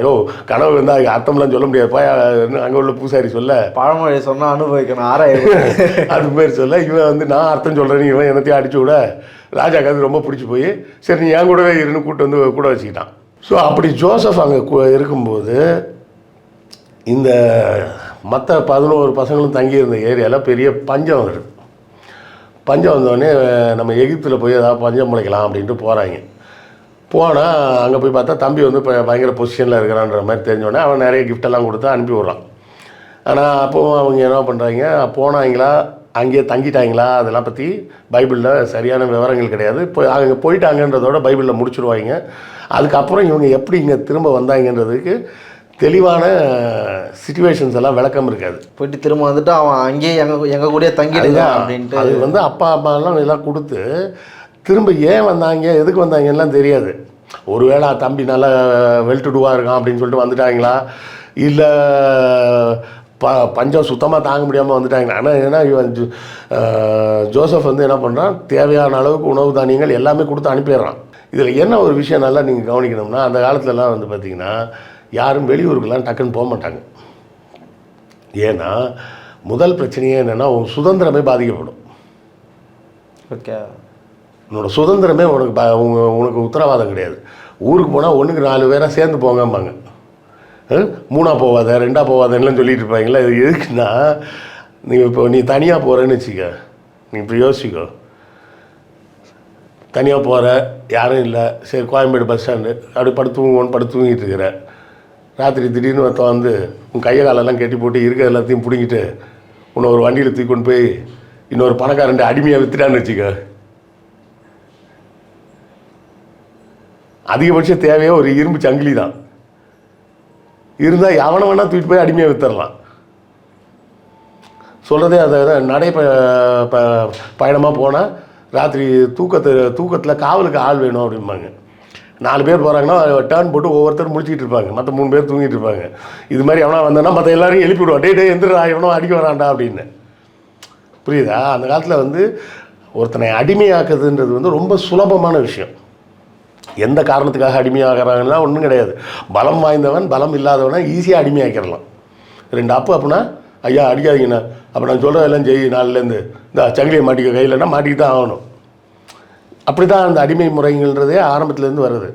ஆண்களில் பெரும்பாலும் வயது முதிர்ந்தவர்களே அடிமையாக பிடிக்க மாட்டாங்க, வயது கம்மியாக இருக்கிறவனை தான் பிடிப்பான். அப்போ தான் அவனை சின்ன வயசுலேருந்தே அடிமையாக பழக்கிடலாம். பெண்களை வந்து வயதெல்லாம் பார்க்க மாட்டாங்க, 60 வயசுக்கு மேலே இருக்குன்னா துரத்தி விட்ருவாங்க. ஸோ இந்த அடிமை முறைன்றது எப்படி இருக்குன்னா, ஒரு இடத்துல போய் ஒரு ஆளுங்களை பிடிச்சாங்கன்னா எப்படி பிடிப்பாங்கன்னா, திடகாத்திரமான இருக்கக்கூடிய ஆண்களை பூரா கொண்டுடுவாங்க. ஏன்னா அவனை ஊருக்குள்ளே கூட்டு போகிறது ஆபத்து. நம்ம ஊருக்குள்ளே திடீர்னு ஒரு 50 பேர் புது ஆளுங்க திடகாத்திரமாக இருக்கிறவங்கலாம் வந்து இருந்தாங்கன்னா அவனுக்கு இப்போ ஒரு பிளானை போட்டு தப்பிச்சு அந்த ஊரை கொளுத்திட்டாங்கன்னா என்ன பண்ணுறது அப்படின்னா அவங்களெல்லாம் போட்டு தள்ளுவாங்க, இங்கே பிடிச்ச இடத்துலேயே போட்டு தள்ளுவாங்க. ரொம்ப வயசான பொம்பளைங்களாக இருந்தால் அந்த பொம்பளைங்களையும் விட்டுருவாங்க. 14-15 வயசுக்கு உட்பட்ட ஆண் பிள்ளைகள், அப்புறம் பெண்கள் வந்து 60 வயசுக்கு கீழே இருக்கிற எல்லா பெண்களும் இவங்கள தான் அடிமையாக கூட்டு போவாங்க. அதுக்கப்புறம் அதை அடிமை தலைமுறையாகவே அவங்க வளர ஆரம்பிச்சிடுவாங்க. புரியுது? இதில் பார்த்தோன்னா கருப்பின மக்கள் அடிமையாக இருந்த காலகட்டத்தில் அங்கே ஒருத்தனை வச்சுருந்தாங்களாம். ஒருத்தன் நல்ல ஒரு 6.5 அடி உயரத்துக்கு இருந்தானா திடகாத்திரமாக. அவனுக்கு வேறு வேலையே கிடையாது. அவனுக்கு வேலையே டெய்லி மினிமம் 3லேருந்து 4 இல்லை 5 இல்லை 10 பெண்களோடு, அந்த கருப்பின பெண்களோடு உடலுறவு கொள்ளணும். ஏன்னா அது இவனை மாதிரியே பிறக்கிற பிள்ளைங்க நல்ல திடகாத்திரமாக இருக்கும், நல்ல வேலை வாங்கலாம். ஆடு மாடு நம்மெல்லாம் எப்படி வளர்க்குறப்போ அதே மாதிரி தான் வளர்த்து வச்சுருந்துருக்காங்க. அது மாதிரி தான் இவர்களும் அங்கே அடிமையாக சிக்கியிருக்கிறாங்க. இந்த மோசஸ் கதையில் வந்து பல அதில் ஒரு 4 வெர்ஷன் இருக்குது. நம்ம பைபிளில் பார்க்குற வேர்ஷன் தவிர இன்னொரு 4 வேர்ஷன் இருக்குது. அதில் ஒரு வேர்ஷன் என்னென்னா, அந்த மோசஸ்ன்றவன் அந்த நாட்டு ராஜாவோட பையன். அந்த ராஜாவுக்கு இந்த பையனை பிடிக்காது, அதனால் அவனை போருக்கு அனுப்பிக்கிட்டே இருப்பான். ஒவ்வொரு வாட்டியும் ஜெயிச்சு வந்துக்கிட்டே இருப்பான். ஒரு கட்டத்தில் கடுப்பாகி அவனுக்கு ரொம்ப பிடிச்ச ஆளுங்களெல்லாம் கூட்டிகிட்டு எகிப்தை விட்டு வெளியே போயிட்டான் அப்படின்னு ஒரு கதை இருக்கும். அவன் வந்து இந்த காளமாடை வணங்கக்கூடியவன் அப்படின்னு சொல்லி ஒரு கதை வரும். இது மாதிரி ஒரு 3-4 கதை இருக்குது. அதில் ஒரு கதை என்னென்னா, அவனை ஒரு தத்துவ ஞானி மாதிரி காமிச்சிருப்பாங்க. அப்போ அவன் தான் பேசி, நாம் ஏன் இங்கேயே இருக்கணும், நமக்குன்னு ஒரு நாடை உருவாக்கிட்டு எங்கேயா போகலாம் அப்படின்னா அங்கேருந்து கூட்டிகிட்டு கிளம்பி வந்தான் அப்படின்னா அந்த கதையில் வரும். நம்ம தொழுநோயாளின்னு நம்மளை கடவுளும் காப்பாற்றலை, மக்களும் காப்பாற்றலை, மன்னரும் காப்பாற்றலை, இந்த ஊர் பக்கத்துலேயே நம்ம ஏன் உட்காந்துருக்கணும், நம்ம வேற எங்கேயா போகலாம் அப்படின்னா அவன் வந்து எல்லோரையும் கூட்டிகிட்டு போயிட்டான் அப்படின்னு ஒரு கதை வரும். ஸோ இப்படியாக மோசஸ் குறித்து ஒரு 4 வகையான கதைகள் இருக்குது. ஆனால் அதில் முதன்மையான கதைன்றது பைபிளில் வர கதை தான். அந்த யூதர்களுக்கு பிறந்த பிள்ளைகளில் ஒரு பையன் அந்த அந்த ராஜாவுக்கு கனவு வந்தது, அந்த குழந்தையால் எகிப்து நகரம் அழியும் அப்படின்ற மாதிரி வந்ததுன்னா இவங்க பைபிளில் எழுதின ரெகுலர் கதை. அந்த ஆற்றுல விட்டது, அந்த ஆற்றுல விட்டதை போய் கூடவே அந்த அக்கா வந்து ஒளிஞ்சு நின்று பார்த்து ராணி தான் தூக்கிட்டு போய் வளர்க்குறாங்க அப்படின்னு வர கதையெல்லாம் நம்ம அதில் படிக்கிறோம். இதில் முக்கியமான இன்னொரு விஷயம் வந்து இந்த கதை எழுதினவங்களுக்கு முழுமையான எகிப்து வரலாறு தெரியாமல் அதை எழுதிவிட்டாங்க. ஏன்னா எகிப்து அரச வம்சத்தில் வெளியாட்களை சேர்க்க மாட்டாங்க. வெளியாட்களை சேர்க்க மாட்டாங்கன்னா கல்யாணத்துக்கு கூட சேர்த்துக்க மாட்டாங்க, திருமண உறவுக்கே வெளியாட்களை சேர்த்துக்க மாட்டாங்க. ஏன்னா அவர்கள் வந்து தங்களை புனிதமான சூரிய கடவுளின் இரத்தத்திலிருந்து வந்த வாரிசுகள். திருமண உறவுக்கே வெளியே ஆளுங்களை சேர்க்க மாட்டாங்கன்னா மோசஸ்னு ஒரு குழந்தைய எப்படி உள்ளே தத்தெடுத்து வளர்ப்பாங்க?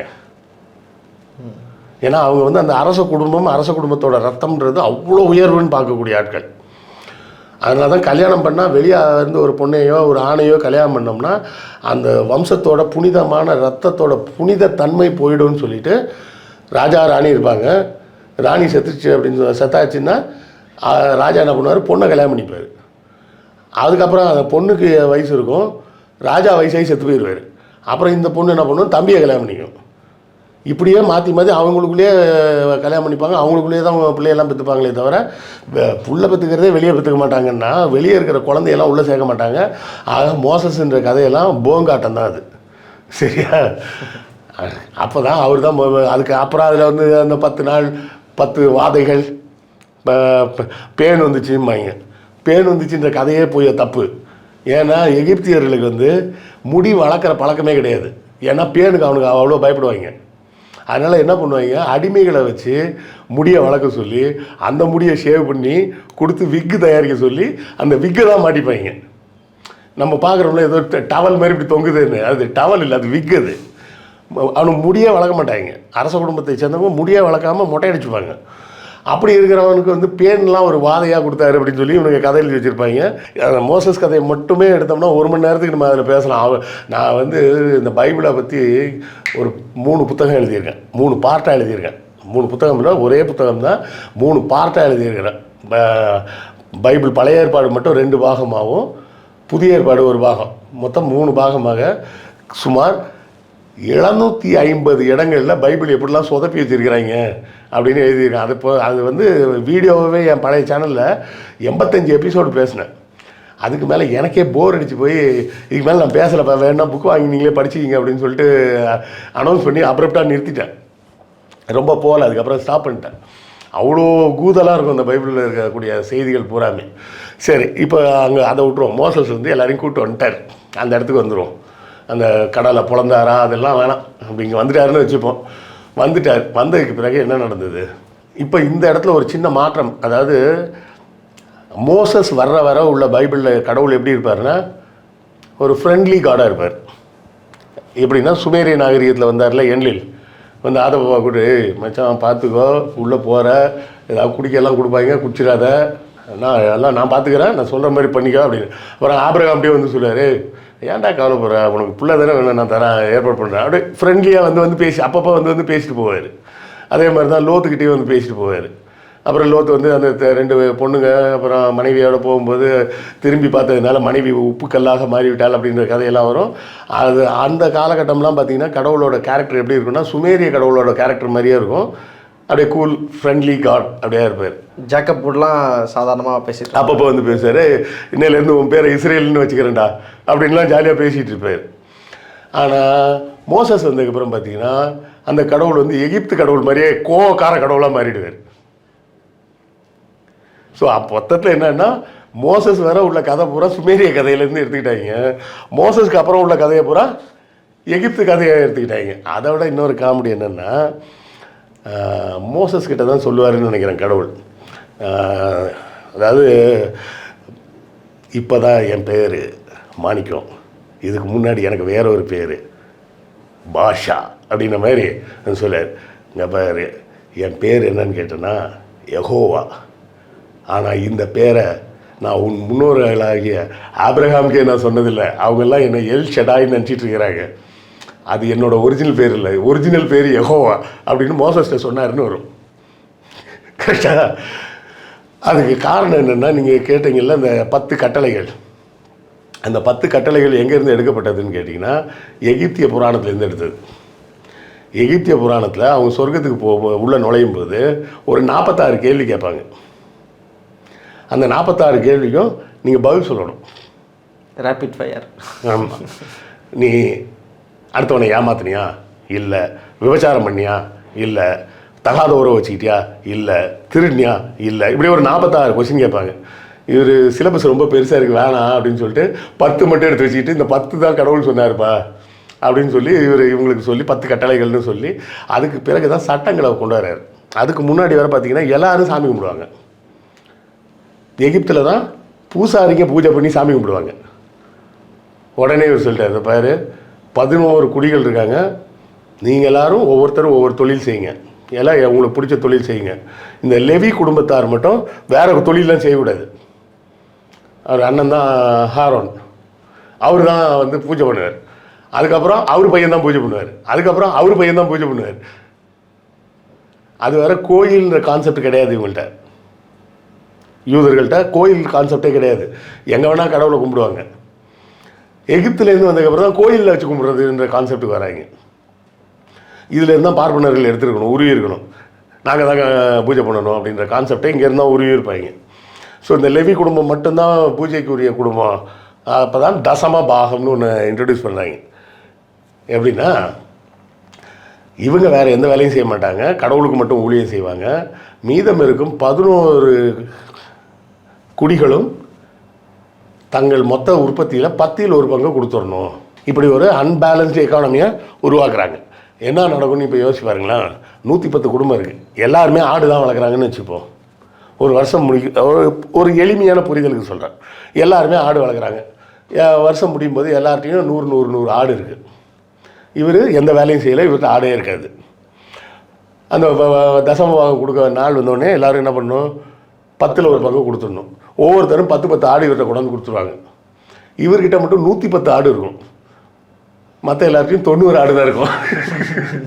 வருஷம் பூரா வேலை செஞ்சோம்னா விட இவர் 20 ஆடு எக்ஸ்ட்ரா வச்சுருப்பார். புரியுதுங்களா? இந்த பூசாரிகள் எப்படி கொழுக்கிறாங்க அப்படின்றது இதிலேருந்து நீங்கள் புரிஞ்சுக்கலாம். மற்றதுக்கெல்லாம் ரீஃபண்ட் பாலிசிலாம் இருக்குல்ல, இதுக்கு மட்டும் ரீஃபண்ட் பாலிசியும் கிடையாது, கஸ்டமர் கேர் கிடையாது, கூப்பிட்டு ஏதாவது ஒரு ப்ராப்ளம் இருக்குன்னா அது சொல்கிறதுக்கும் ஆள் கிடையாது. இப்படி ஏமாத்துறது தான் பேர். வந்து இதில் என்ன கொடுமைன்னா, தசமபாகம் கொடுன்னு சொல்லி இயேசுலாம் சொல்லவே இல்லை. பின்னாடி பவுல் வந்து அதையும் சேர்த்துக்கிட்டாரு. இயேசு வந்து என்ன செய்யணும்னு சொன்னது வந்து புதிய ஏற்பாடு 15வது அத்தியாயத்தில் மட்டும்தான் வருது. அந்த ஒன்று தான். ஒருத்தன் வந்து பணக்காரன் வந்து கேட்பான், பரலோக ராஜ்யத்தில் நான் போகணும்னா என்ன செய்யணும்னா, நான் ஒரு சில விஷயங்கள் சொன்னால் அதெல்லாம் செய்கின்றாரு. என்ன செய்யணும்னா, திருடாத, பொய் சொல்லாத, வஞ்சனை பண்ணாத, விபச்சாரம் செய்யாத, பெற்றோரை கனம் பண்ணு, நீ உன்னை நேசிப்பது போல உன் எதிரியையும் நேசி. இந்த 6 விஷயம் தான் சொன்னார். இந்த 6 விஷயத்தில் தசம பாகம் இருக்கா? சண்டே ப்ரேயர் பண்ணின்னு இருக்கா? இல்லை டெய்லி ப்ரேயர் பண்ணின்னு இருக்கா? இந்த 6 விஷயம், இந்த 6 விஷயத்தை செஞ்சேன்னா நீ பரலோக ராஜ்யம் போகலான்னு இயேசு சொன்னதாக அவரது வாயிலிருந்தே வந்த வார்த்தைகள் அப்படின்னு எழுதப்பட்டிருக்கு. இந்த 6 விஷயத்தில் இப்போ சர்ச்சில் சொல்லக்கூடிய ஏதாவது ஒரு விஷயம் இருக்கான்னு சொல்லு. ஒன்றும் கிடையாது. கரெக்டா? அப்போ வேறு இதை தாண்டி நான் என்ன செய்யட்டும் அப்படின்னு கேட்குறாரு. அப்போ கூட தசம பாகம் கொடுன்னு அவர் சொல்லலை. எதுவும் பேச முடியாது நாளான்னு சொல்லிட்டு அங்கங்கே லாக் பண்ணிக்கிறீங்க என்ன. அவர் என்ன அப்போவும் என்ன சொல்கிறார், இல்லை நான் பைபிளில் இருக்கிறத தான்ப்பா சொல்கிறேன். எனக்கு வசனம் வரிக்கு வரி ஞாபகம் இல்லைனாலும் என்னோடய ஞாபகத்தில் இருக்கிறத வச்சு நான் சொல்கிறேன். நான் அப்படி வரிக்கு வரி சொல்லணும்னா பைபிளை கையில் வச்சுட்டு தான் சொல்லணும். அப்போவும் என்ன சொல்கிறேன், இதெல்லாம் நான் ஏற்கனவே செஞ்சிட்ருக்கேன், இதை தாண்டி வேறு என்ன செய்யணும்.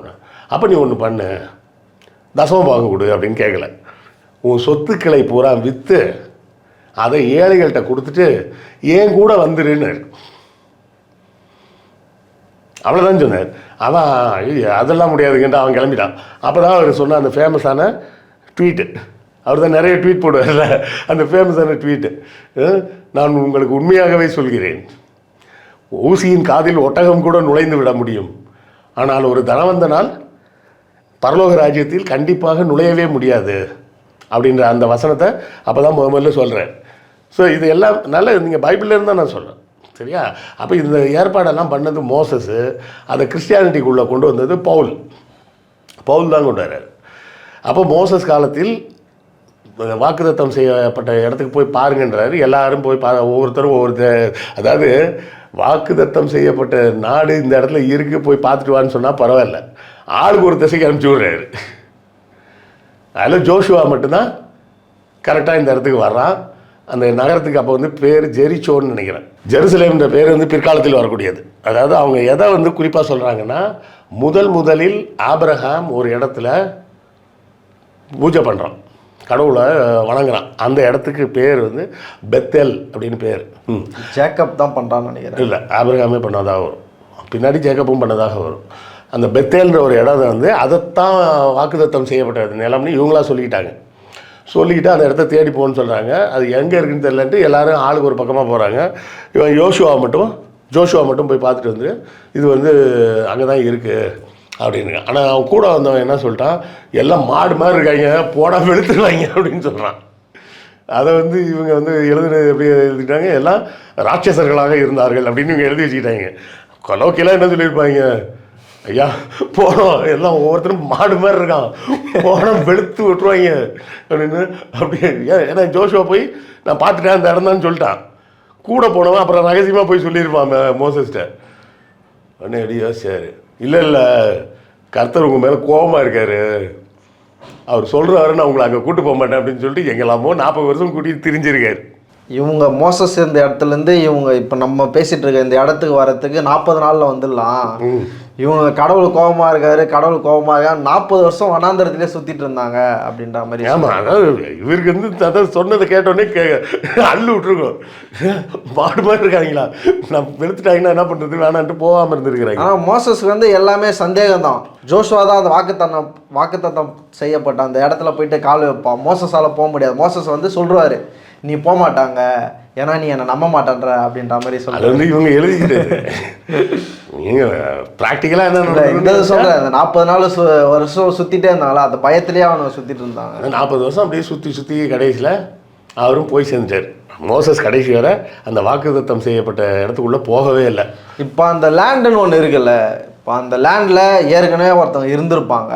இப்போ அங்கே அந்த விஷுவலாக என்ன சொல்லுவாங்கன்னா, இந்த இடம் தான் வந்து எப்படி நீங்கள் கண்டுபிடிக்கலான்னா, அங்கே பாலும் தேனும் ஓடும், அங்கே ஒரு திராட்சை கொலையை வந்து 2 பேர் தூக்கிட்டு போவாங்க, அதாவது அந்த அளவுக்கு அங்கே செழிப்பாக இருக்கும் அப்படின்ற மாதிரி சொல்லியிருப்பாரு. என்னென்னா செழிப்பான இடத்த ஆட்டையை போட்டலான்னு போயிருக்காங்க. அதுதான் கேட்குறேன். இப்போ நம்ம பாலஸ்தீனத்துக்கு வரேன், அங்கே தான் வரேன். அங்கே முக்கியமாக வந்து பார்த்தீங்கன்னா 2 இடத்த வந்து பைபிளுக்கு குறிப்பிடுது. ஒன்று கானான் தேசம், இன்னொன்று பிலிஸ்டைன் மக்கள். இந்த பிலிஸ்டைன் மக்கள் தான் எல்லாம் மாடு மாதிரி இருந்தாங்கன்னு சொன்ன ஏரியா. அப்போது அதை வந்து இன்றைக்கு உள்ள கான்டெஸ்ட்டோட பொருத்தி பாலஸ்தீன இஸ்லாமியர்கள்னு நம்ம பார்க்க முடியாது. ஏன்னா அன்னைக்கு வந்து கிறிஸ்தவமும் கிடையாது, இஸ்லாமும் கிடையாது இந்த கதைகள் சொல்லக்கூடிய காலகட்டத்தில். ஆனால் இந்த பிலிஸ்டைன் மக்கள்னு சொல்லக்கூடியது தான் இங்கிலீஷில் எழுதும்போது பிலிஸ்டைன் வந்து பாலஸ்தீனாக மாறிடுச்சு. சரியா? இந்த பிலிஸ்டைன் மக்களோட இடத்த தான் இவங்க ஆக்கிரமிக்கிறாங்க. அப்போ தான் அடிக்கடி சண்டை வரும். சண்டை வந்ததுன்னா தோத்துட்டாங்கன்னா உடனே எழுதிடுவாங்க, கடவுள் வந்து பிலிஸ்டைன் மக்களிடம் அவர்களை விற்று போட்டார். நான் ரொம்ப கஷ்டத்தில் இருந்தாரம்மா விற்றுறதுக்கு. இல்லை, தமிழ் டிரான்ஸ்லேஷன் அப்படி இருக்கும்.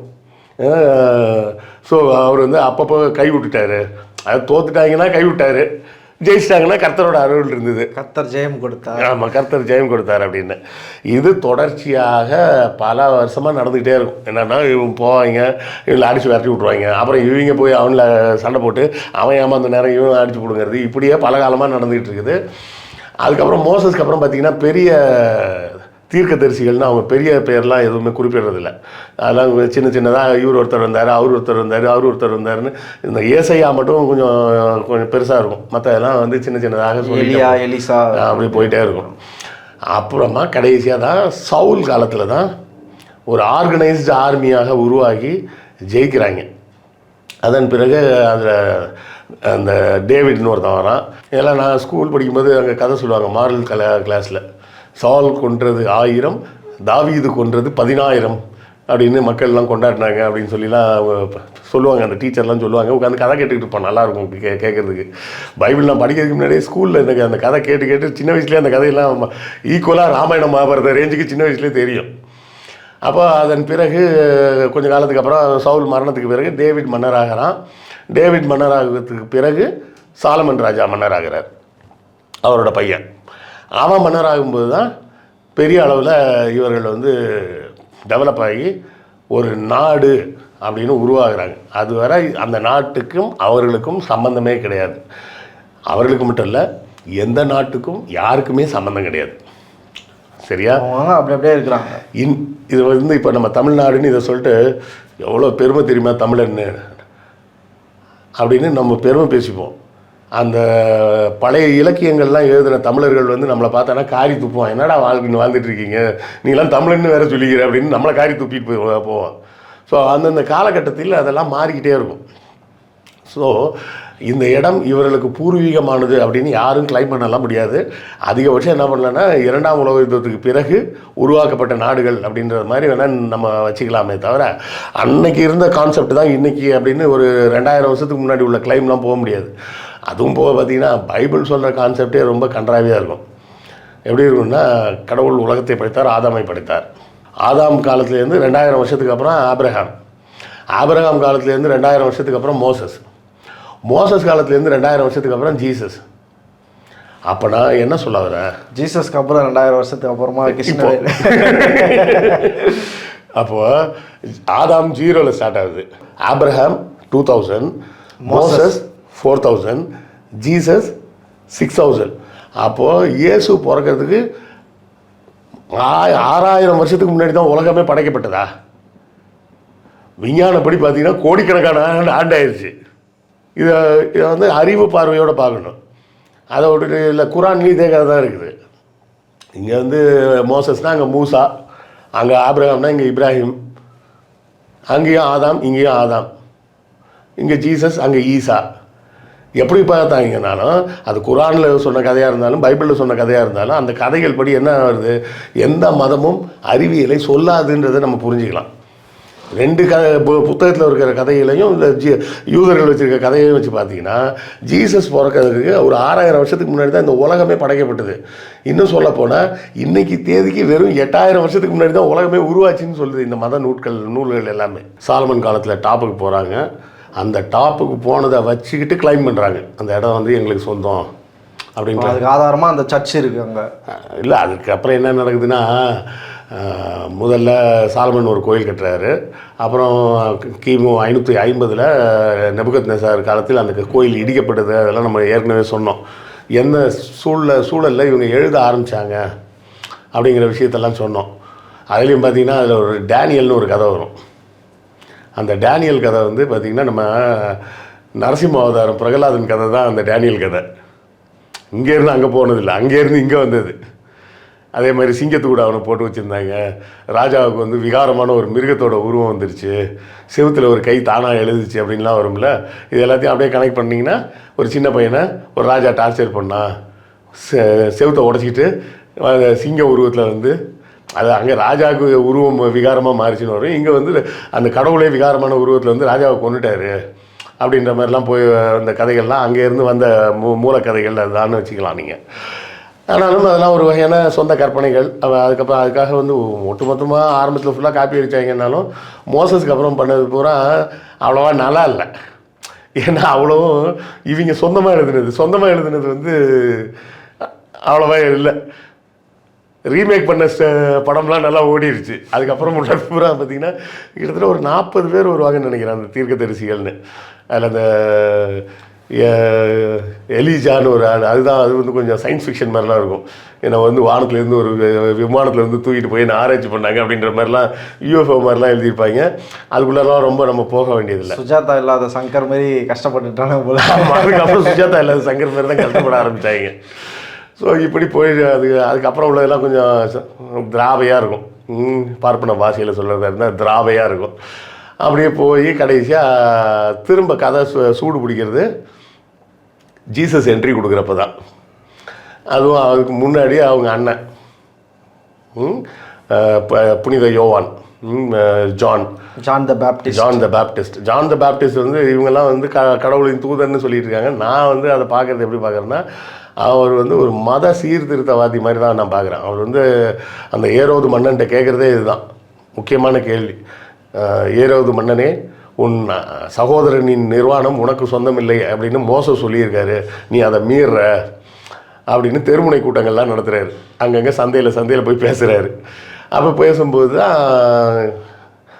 அவரை பிடிச்சி உள்ளே போடுறாங்க. அவரை பிடிச்சி உள்ளே போட்டோடனே அவருக்கு ஒரு ஃபாலோவர்ஸ் இருந்திருப்பாங்கல்ல, அவங்கெல்லாம் ஜீசஸ்கிட்ட வந்து நீங்கள் தானே அடுத்த வாரிசு, அவங்க தம்பி தானே, வாரிசு அரசியல் பண்ணலாம் வாங்க அப்படின்னு அவரை கூப்பிட்டு போகிறாங்க. அவர் போய் மொக்கையாக மாட்டிக்கிறாரு, போட்டு வெளுத்து சிலுவையில் அரைஞ்சிடுறாங்க. இப்படிலாம் சில விஷயங்களில் போது அதெல்லாம் நம்ம ஜீசஸை பற்றி பேசும்போது பேசலாம். அப்போ இந்த 2வது முறை ஒரு கோயில் கட்டுறாங்கல்ல, அந்த கோயில் எப்போ கட்டப்படுதுன்னா டேரியஸ் காலத்தில் கட்டப்படுது. சைரஸ்னு ஒரு மன்னர் வந்து தானே இவங்களை விடுதலை பண்ணுறாருன்னு சொன்னோம்.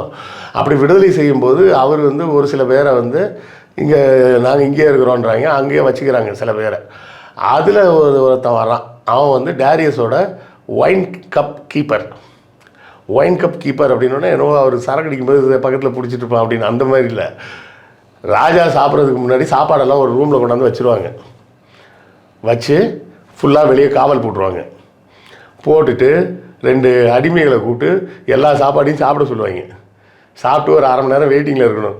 அவன் செத்துக்கிட்டு போகிறான்னு பார்த்துட்டு அவன் சாவலைன்னா ராஜா சாப்பிட வருவார். அந்த மாதிரி ஒரு வேலை பார்த்துட்டு இருந்தவன்.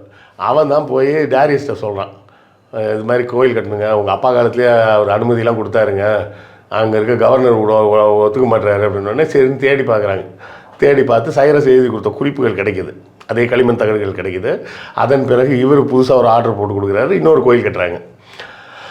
அதன் பிறகு என்ன நடக்குதுன்னா, கிறிஸ்தவ மதம் நல்ல டெவலப் ஆனதுக்கப்புறம் ஜெருசலேம் எங்களோட புனித நகரம்னு அவங்க படையெடுத்து வராங்க.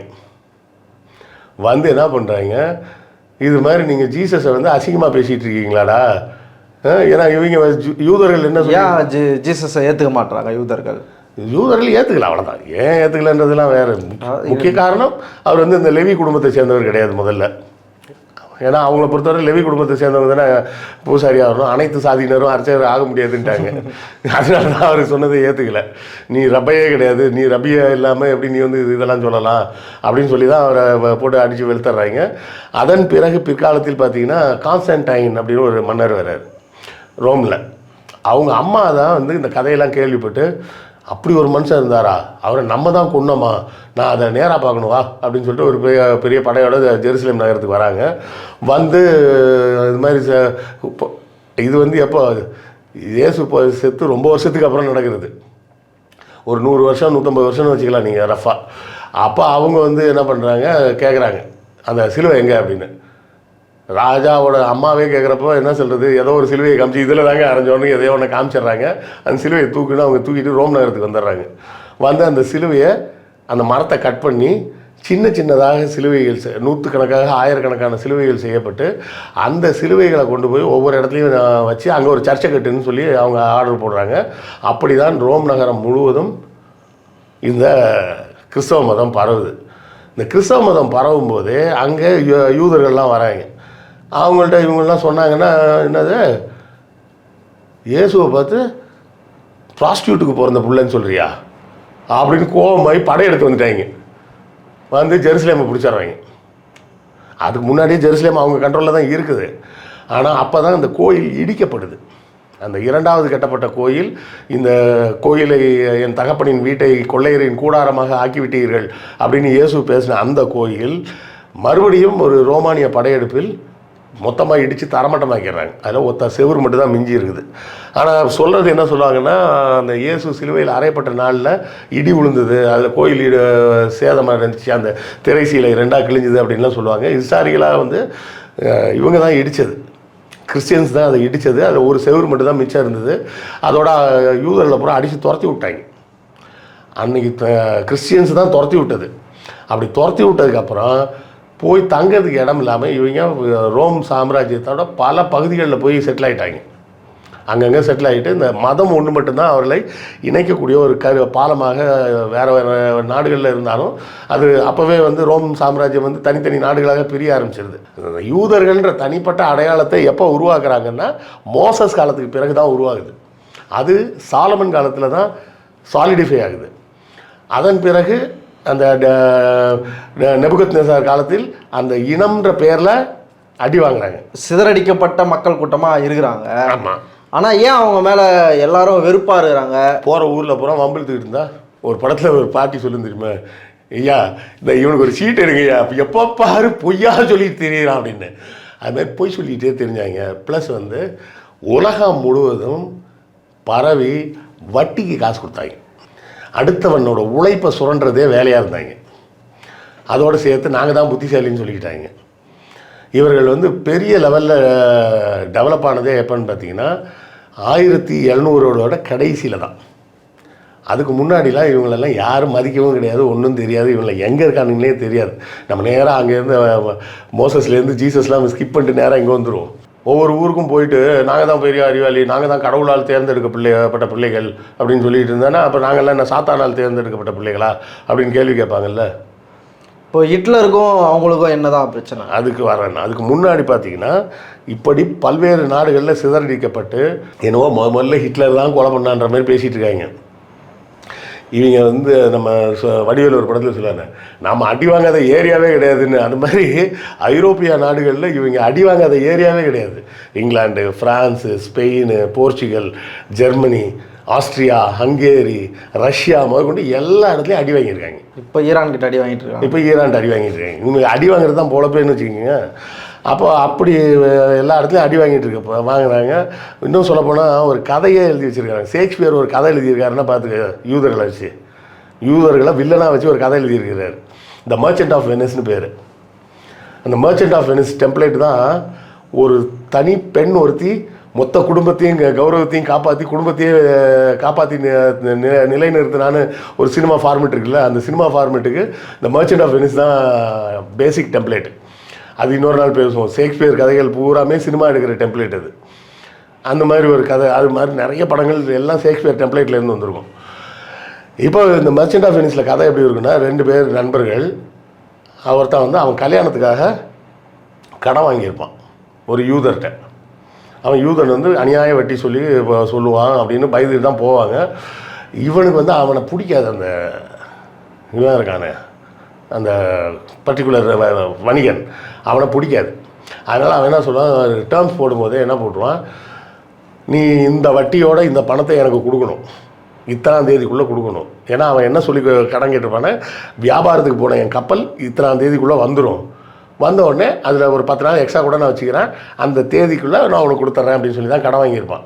இவன் என்ன சொல்லுவான், அந்த தேதிக்குள்ளே நீ கொடுக்கலன்னா உன் தொடையிலேருந்து 1 பவுண்டு சதையை நான் வெட்டி எடுத்துப்பேன் அப்படின்னு அதில் எழுதியிருப்பான்.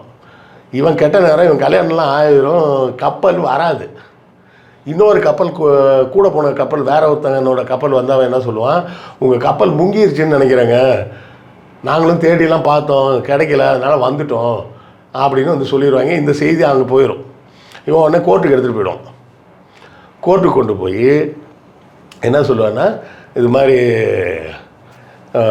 இவர் எழுதி கொடுத்தாரு, இப்போ இவர் கப்பல் வந்து முங்கிருச்சு, ஸோ இந்த அக்ரிமெண்ட் படி எனக்கு அவருக்கு தொடையிலேருந்து 1 பவுண்டு சதையை வெட்டி கொடுங்க, எடுக்கிறதுக்கு எனக்கு அனுமதி வேணும் அப்படின்னு கேட்பான்.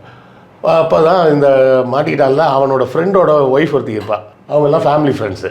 அந்த பொண்ணு என்ன பண்ணுவோம், மாறு வேஷம் போட்டுக்கிட்டு, ஏன்னா அப்போ பெண்கள்லாம் கோர்ட்டில் வந்து வாதாட முடியாது, மாறு வேஷம் போட்டு ஆம்பளை மாதிரி வேஷம் போட்டு வந்து நான் வாதாடுறேன் இவர் கேஸ் ஆட, சரி வாதாடுறேன்னா எல்லா கேஸ் டீட்டெயில்ஸ் எல்லாம் கேட்டு முடிச்சுட்டு கடைசியாக சொல்லுவாள், ஓகே இவரை பிடிச்சி கட்டி வைங்க அப்படின்ற, சேரில் கட்டி வச்சுருவாங்க. அவன்கிட்ட கத்தி கொடுங்க, தராசெல்லாம் எடுத்து வச்சுக்கிங்க, எல்லாம் வச்சாச்சா, ரைட்டு வெட்டிக்கோ எடுத்துக்கோ. அவனும் மறண்டு போய் உட்காந்துருப்பான். அவன் சொல்லுவாள், எல்லாம் சரி வெட்டிக்கலாம், கரெக்டாக எக்ஸாக்டாக 1 பவுண்டு தான் வெட்டணும், கூடவோ குறைச்சலாம் வெட்டக்கூடாது. அதே மாதிரி சதை மட்டும்தான் வேணும்னு கேட்டிருக்கேன், ரத்தம் வரக்கூடாது. ரத்தம் வேஸ்ட் ஆச்சுன்னா ஒப்பந்தத்தை மீறிட்டேன்னு அர்த்தம். இப்போ வெட்டிக்கோ விட்டு அவன் திருன்னு முழிப்பான். உடனே பதில் வாதமே என்ன வைப்பா தெரியுமா, இவன் ஒரு யூதன் ஒரு கிறிஸ்தவனை கொலை பண்ணுறான், பண்ண ட்ரை பண்ணியிருக்கான். ஒரு கிறிஸ்தவனை கொலை செய்ய ஒரு யூதன் முயற்சி செஞ்சால் அவனுக்கு கொடுக்கப்பட வேண்டிய தண்டனை என்னென்னா வாழ்நாள் சிறை தண்டனை, ப்ளஸ் அவனோட சொத்துக்கள் முகூராத்தையும் பறிமுதல் பண்ணி எந்த கிறிஸ்தவனை கொலை செய்ய முயற்சித்தானோ அந்த கிறிஸ்தவ குடும்பத்துக்கு கொடுத்துடணும் அப்படின்னு தீர்ப்பு சொல்லுவாங்க. ஸோ ஷேக்ஸ்பியர் காலத்திலேயே இந்த யூத வெறுப்புன்றது இருந்தால் தானே அவர் எழுதுவார்.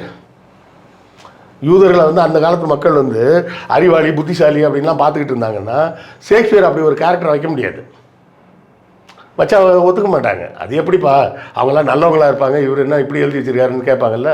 அப்போ ஷேக்ஸ்பியர் காலத்திலும் இந்த யூத வெறுப்புன்றது இங்கிலாந்துலேயும் இருந்திருக்கு, மொத்த ஐரோப்பாவிலையும் இருந்திருக்கு. முக்கிய காரணமே என்னென்னா இவங்க வட்டிக்கு காசு கொடுக்கறது, அநியாய வட்டிக்கு காசு கொடுக்கறது.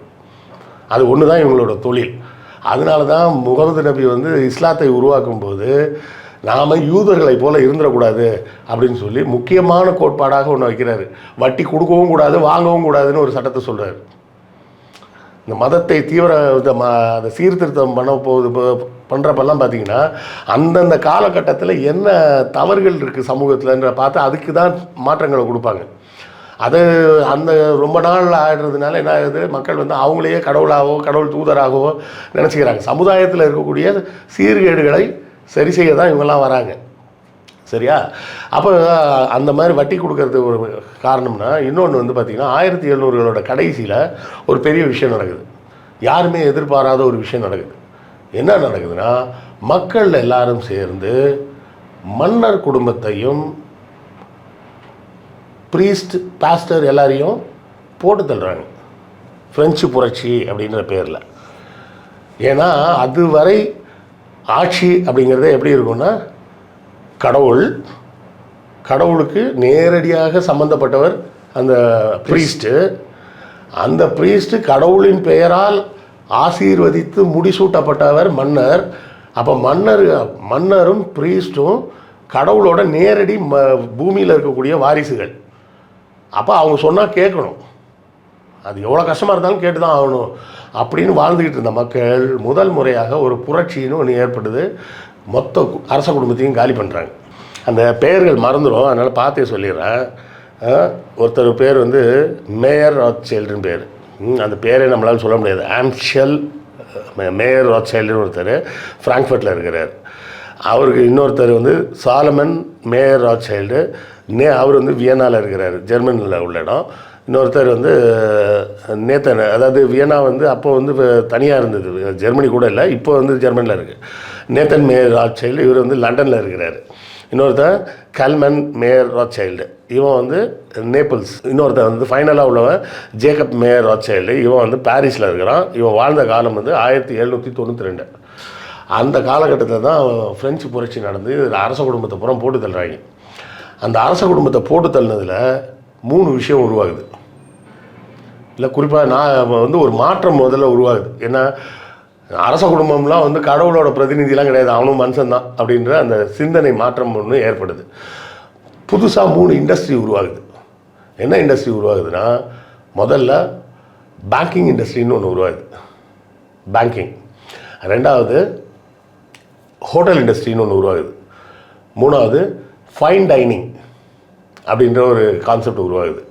என்னென்னா, இப்போ இவங்களெல்லாம் கொண்டுட்டாங்க, அந்த ப்ராப்பர்ட்டிக்கெல்லாம் யாருமே இப்போ வாரிசு இல்லை. ஒவ்வொருத்தரும் பெரிய பெரிய பெரிய பெரிய மாளிகைகளை கட்டி வச்சுருந்துருப்பான். ஒவ்வொரு இளவரசனுக்கு இந்த இளவரசனுக்கு அந்த மாளிகை இந்த மாளிகை அப்படிலாம் கட்டி வச்சுருப்பாங்க. அந்த மாளிகையில் வாழ்கிறதுக்கு இப்போ ஆள் இல்லை. அவங்களுக்கு மட்டுமே சமைக்கிறதுக்கு விதவிதமாக சமைச்சு கொடுக்குற சமயக்காரங்க இருந்திருப்பாங்க, அவங்களுக்கு இப்போ வேலை இல்லை. இவங்க பூரா நிறைய சேர்த்து வச்சுருப்பாங்கல்ல, ப்ரைவேட் கலெக்ஷன், கோல்டு, தங்கம், வைரம், இதெல்லாம். இது பூரா யார் கையில் சிக்குதுன்னா, இந்த ஜேக்கப் ராத்சைல்டு கையில் சிக்குது. இவன் வந்து ஒரு யூதர். இவன் கூட சேர்ந்து இன்னும் 4 தம்பிங்க இருக்காங்க. ஒருத்தன் வியன்னா, ஒருத்தன் ஃப்ராங்க்ஃபர்ட், ஒருத்தன் நேபிள்ஸ், ஒருத்தன் லண்டன், இவன் பாரிஸ். அப்போ மக்கள் வந்து ஐரோப்பா முழுக்க பயணம் பண்ணுவாங்க. ஒரு ஊர்லேருந்து இன்னொரு ஊருக்கெலாம் போவாங்க. போகும்போது என்ன பிரச்சனைனா, வணிக ரீதியாக பயணத்தை மேற்கொள்ளும்போது கையில் பணம் கொண்டு போனால் தான் அந்த ஊரில் பொருளை வாங்க முடியும். பொருளை வந்து கொள்ளையடிச்சானா கூட நிறைய இருக்கும், அவ்வளோத்தையும் தூக்கிட்டு போக முடியாது திருடனால. பணம்னா கோல்டு காயினா அப்படியே கொள்ளையடிச்சிடலாம். அப்போ என்ன பண்ணுறாங்கன்னா, இந்த ஜேக்கப் ராத்சைல்டு தான் முதல்ல ஐடியா கொடுக்குறான். நீ இங்கேருந்து எங்கே ஜெர்மனி போறியா, எவ்வளோ பணம் கொண்டு போகணும்? ஒரு 1000 பொற்காசுகள். அந்த 1000 பொற்காசுகளை இங்கே என்கிட்ட கொடுத்துரு, நான் ஒரு லெட்டர் எழுதி கையெழுத்து போட்டு தரேன், இந்த பேப்பரை நீ பத்திரமா ஃப்ராங்க்ஃபர்ட் கொண்டு போயிடு, கொண்டு போனால் அங்கே எங்கள் அண்ணன் இருப்பான், அவன்கிட்ட கூட அவன் அங்கே 1000 கோல்டு காயின் தருவான், இதுக்கு சர்வீஸ் சார்ஜ் எனக்கு 10 காயின் கொடுத்துரு, நான் 10 காயின் 10 100 10%ன்னு வச்சுக்கேன், 10% கழிச்சிக்கோ, ஆனால் உனக்கு பேலன்ஸ் காயின் வந்து எந்த ஆபத்தும் இல்லாமல் அங்கே கிடச்சிரும் உனக்கு. இது நல்லா இருக்கு, இங்கே காசு கொடுத்துட்டு அங்கே போகிறாங்க, அங்கே போய் அவர்கிட்ட கொடுத்தா அவர் அதே மாதிரி எண்ணி 900 காயின் கொடுத்துட்றாரு. லண்டனுக்கு போறியா, லண்டனில் போனால் அங்கே நேத்தன்னு ஒருத்தன் உட்காந்துருக்கான், அவன்கிட்ட போய் சீட்டை கொடுத்தோம்னா அவன் காசு கொடுத்துட்றான். ஸோ எந்த ஊருக்கு வேணாலும் நீ பணத்தை பாதுகாப்பாக ஒரு சின்ன பேப்பர்லேயே கொண்டு போயிட முடியும் அப்படின்னு ஒரு சிஸ்டம் வரும்போது தான் இதுதான் பேங்கிங் சிஸ்டத்தோட அடிப்படையான ஒரு விஷயமாக மாறுது. இந்த பிரான்ஸ் அரசாங்கத்தோட அரச குடும்பத்தோட மொத்த சொத்தையும் ஆட்டையை போட்டாங்க. அதனால தான் இன்றைக்கி அந்த ராத்சைல்டு ஃபேமிலி வந்து உலகத்திலே பணக்கார ஃபேமிலின்னு சொல்லிட்டு இருக்காங்க. ஏன்னா ஒரு அரச குடும்பத்தோட சொத்து மொத்தமும் இவங்கள்ட்ட இருக்குது. அப்போ தொடர்ச்சியாக என்ன பண்ணுறாங்க, ரயில்வேஸ்லாம் போட ஆரம்பிக்கிறாங்க. ரயில்வேஸ்னு இவங்களே ஆரம்பித்து அதுக்கு வசூல் பண்ணுறாங்க. அப்போ போக்குவரத்து அது இதுன்னு ஒவ்வொன்றா இவங்களே இன்வெஸ்ட் பண்ணி அதிலே திரும்ப சம்பாதிக்க பணம் நிறைய புழங்க திரும்ப வட்டி கொடுக்க எல்லா பகுதியிலும் மக்களின் வெறுப்புக்கு ஆளாகிறார்கள். ஆனால் மக்களுக்கு இவர்களது தேவையும் இருக்குது. இவங்கள்ட்ட நாடுன்னு தனியாலாம் ஒன்றும் கிடையாது. இப்போ நீங்கள் ஆரம்பத்தில் ஒரு பிஸ்னஸ் இண்டஸ்ட்ரி அப்படி புரிஞ்சிக்கலாம். அதை இப்போ ஆரம்பத்திலே சொன்ன மாதிரி பார்ப்பனர்கள் தான் நம்ம இந்த விஷயத்தை தொடங்கணும். இப்போ பார்ப்பனர்கள் எப்படி அதிகார வர்க்கத்தோடு தொடர்புடையவர்களாக இருக்கிறார்களோ அதோட அதிகமாக அவங்களும் தொடர்புடையவர்களாக இருக்கிறாங்க. அந்த கனெக்ஷன் எப்படி உருவாகுது? அந்த கனெக்ஷன் உருவானதில் வச்சு தானே பணமே இவனுக்கு வருது. ஓகே, அதாவதுங்க இப்போ அரச குடும்பத்தில் போய் நீ இருக்கணும்னா அப்படியே கூட கும்பிடு போட்டுக்கிட்டே இருந்தாலே போதும். ஒரு முறை நான் ஒரு பெரிய ஐபிஎஸ் ஆஃபீஸர் ஒருத்தரை பார்க்க போகிறேன். ஒரு பிஸ்னஸ் விஷயமாக பேசுறதுக்கு போகிறோம். இப்படி உட்காந்துருக்கிறேன் நான், அவரும் இப்படி உட்காந்துருக்கிறார். ஒரு ஆடிட்டரு வரார். அவர் வந்தவர் எப்படி போனார் தெரியுமா, அவர்கிட்ட ஃபைல் எடுத்துகிட்டு சொன்னால் நம்ம சிரிப்பண்ணி கையில் எடுத்துக்கிட்டார், இப்படி கொண்டு போய் கொடுக்குறாரு. அவர் ஐபிஎஸ் அதிகாரி, அவர் அதெல்லாம் எதிர்பார்க்க மாட்டார். நான் ஒரு சாதாரண ஆள், அவர் என்கிட்ட கேஷுவலாக தான் பேசிகிட்டு இருக்கிறாரு. ஆனால் அதை அவர் மறுக்கலை பாருங்க. அசிங்கமாக என்ன பண்ணிகிட்டு இருக்க அப்படின்னு நானாக இருந்தால் கேட்டிருப்பேன். அவர் அது கேட்கல. அந்த அதிகார வர்க்கத்துக்கு இந்த மாதிரி அடிமைகள் வந்து பிடிக்க தான் செய்யும். அப்படி தான் இவங்கெல்லாம் அடிமைகளாக போய் சேர்ந்து நேரம் கிடைச்சப்போ கரெக்டாக மொத்த சொத்தையும் ஆட்டையை போட்டு எஸ்கேப் ஆகிட்டாங்க. ஒரு முறை மேடையில் பெரியார் உட்காந்துருக்கும்போது பக்கத்தில் நெடுஞ்செழியன் வந்து கால் மேலே கால் போட்டு உட்காந்துருந்தார். அப்பவும் போட்டு கொடுக்குறவங்க இருப்பாங்கல்ல, போய் பெரியார் சொல்லியிருக்கீங்க, அவர் பாருங்கள் உங்கள் முன்னாடியே கால் மேலே கால் போட்டு உட்காந்துருக்காரு. அவர் கால் மேலே அவர் காலை தூக்கி தான் போட்டிருக்காரு, என் மேலேயே அவர் காலை கொண்டாந்து போட்டார், போய் வேலையை பாரியா அப்படின்னாராம்.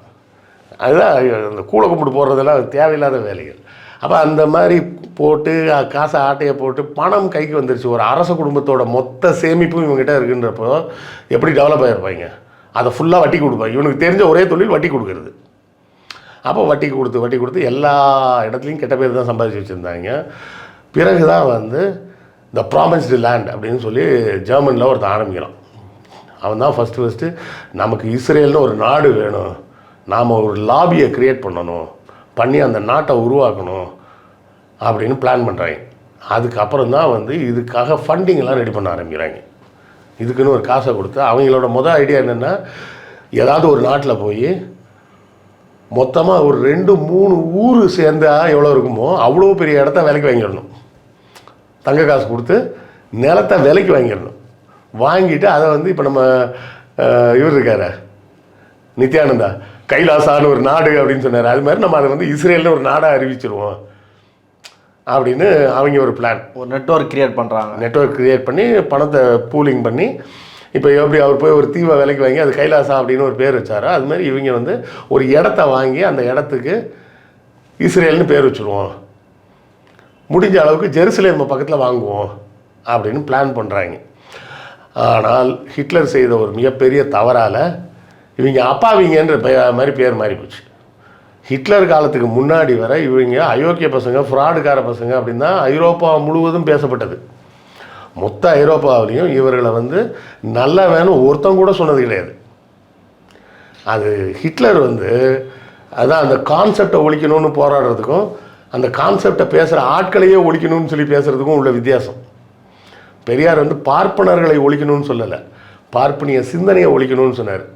அதனால தான் காந்தி படுகொலையின் போது அவருக்கு ஒரு வாய்ப்பே கிடைச்சா கூட அந்த வாய்ப்பை அவர் பயன்படுத்த மாட்டேன்னு சொல்லிட்டு அவரில் யாரும் எதுவும் பண்ணிடாதீங்கன்னு பேசினார். ஆனால் ஹிட்லர் என்ன பண்ணால், இந்த யூதர்களின் கான்செப்டை ஒழிக்கணும்னா யூதர்களை ஒழிச்சா தான் சரியாக வரும்னு அவங்க பூரா கொல்ல ஆரம்பித்தான்.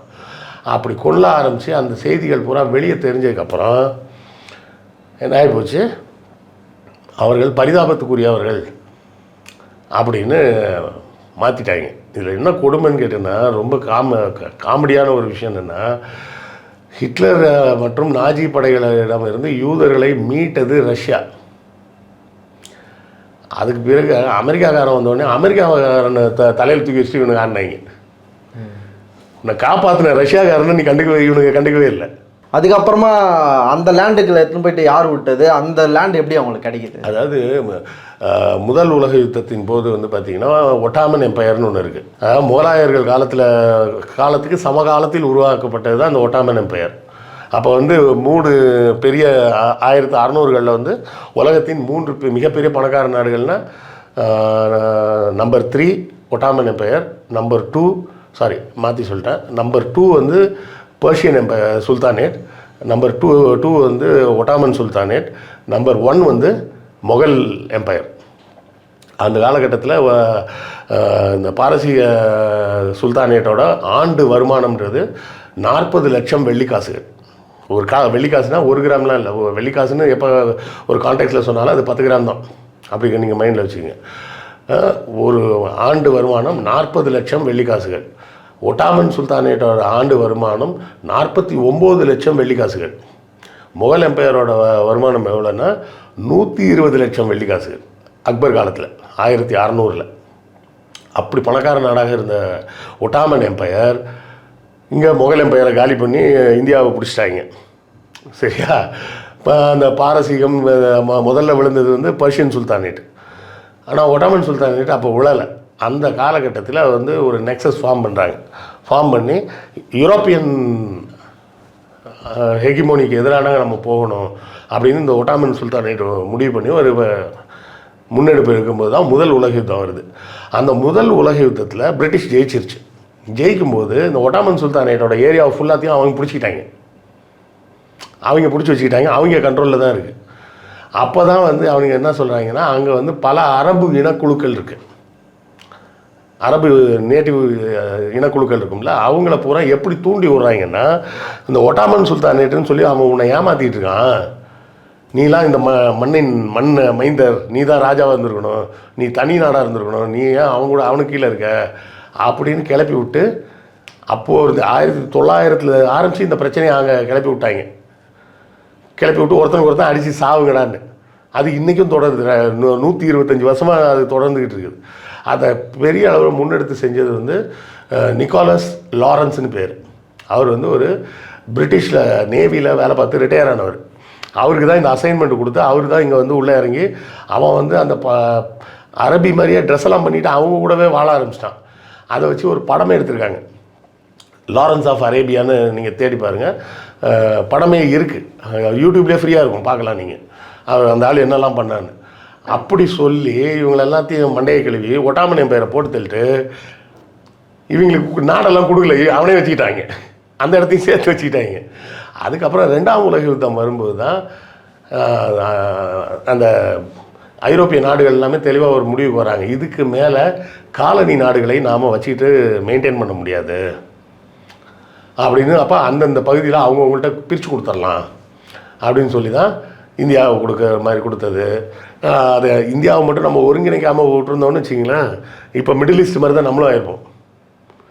மிடில் ஈஸ்ட்டில் பாருங்கள், குவைத்தில் ஒரு ராஜா இருக்கார், பக்ரைனில் ஒரு ராஜா இருக்கார், துபாயில் ஒரு ராஜா இருக்கிறாரு, அபுதாபியில் ஒரு ராஜா இருக்கார், சவுதியில் ஒரு ராஜா இருக்கார். அது மாதிரி இங்கே 534 பிரின்ஸ்லி ஸ்டேட் இருந்தது. அவன் பூரா நான் புதுக்கோட்டை நான் தனி ராஜா, திருவிதாங்கூர் நான் தனி ராஜான்னு தனித்தனி நாடாக போய் சீரழிஞ்சு போயிருப்பாங்க. நேருவோட முடிவில் அந்த நாட்டை ஒருங்கிணைக்கணும்னு அவங்க செஞ்ச வேலை வந்து மிகப்பெரிய வேலை. அது ஒரு புறம் இருக்கட்டும். இங்கே வந்து என்ன ஆகுதுன்னா, 2ஆம் உலக யுத்தம் முடியும் போது எல்லாத்தையும் பிரித்து கொடுத்துருவோம் அப்படின்ட்டாங்க. அந்த நேரத்தில் இந்த யூதர்கள் எங்கே போகிறதுன்னு தெரியாமல் இருக்கிறாங்க. ஜெர்மனியில் அவங்களுக்கு வீடு இல்லை, எல்லாம் போயிடுச்சு. அங்கேருந்து தப்பிச்சு வர்றாங்க, தப்பிச்ச குரூப்பு. அப்போது வந்து என்னென்னா இவர் வந்து ஹிட்லர் இன்னொரு ஐடியா வச்சுருந்தாராம். இவங்கள பூரா ஒரு கப்பலில் ஏற்றி கொண்டு போய் மடகாஸ்கர் தீவில் விட்டுருவோம், அங்கே எப்படியே நாசமாக போட்டு இவனுங்க இந்த ஊருக்குள்ளே இருக்கக்கூடாது அப்படின்னு சொல்லி பிளான் பண்ணாங்க. அப்போ அதுக்கு வேறொரு இஸ்லாமிய மன்னர் வந்து எதிர்ப்பு தெரிவிக்கிறார். இஸ்லாமிய அந்த மன்னர் குடியை சேர்ந்த ஒருத்தர் எதிர்ப்பு தெரிவிக்கிறாரு.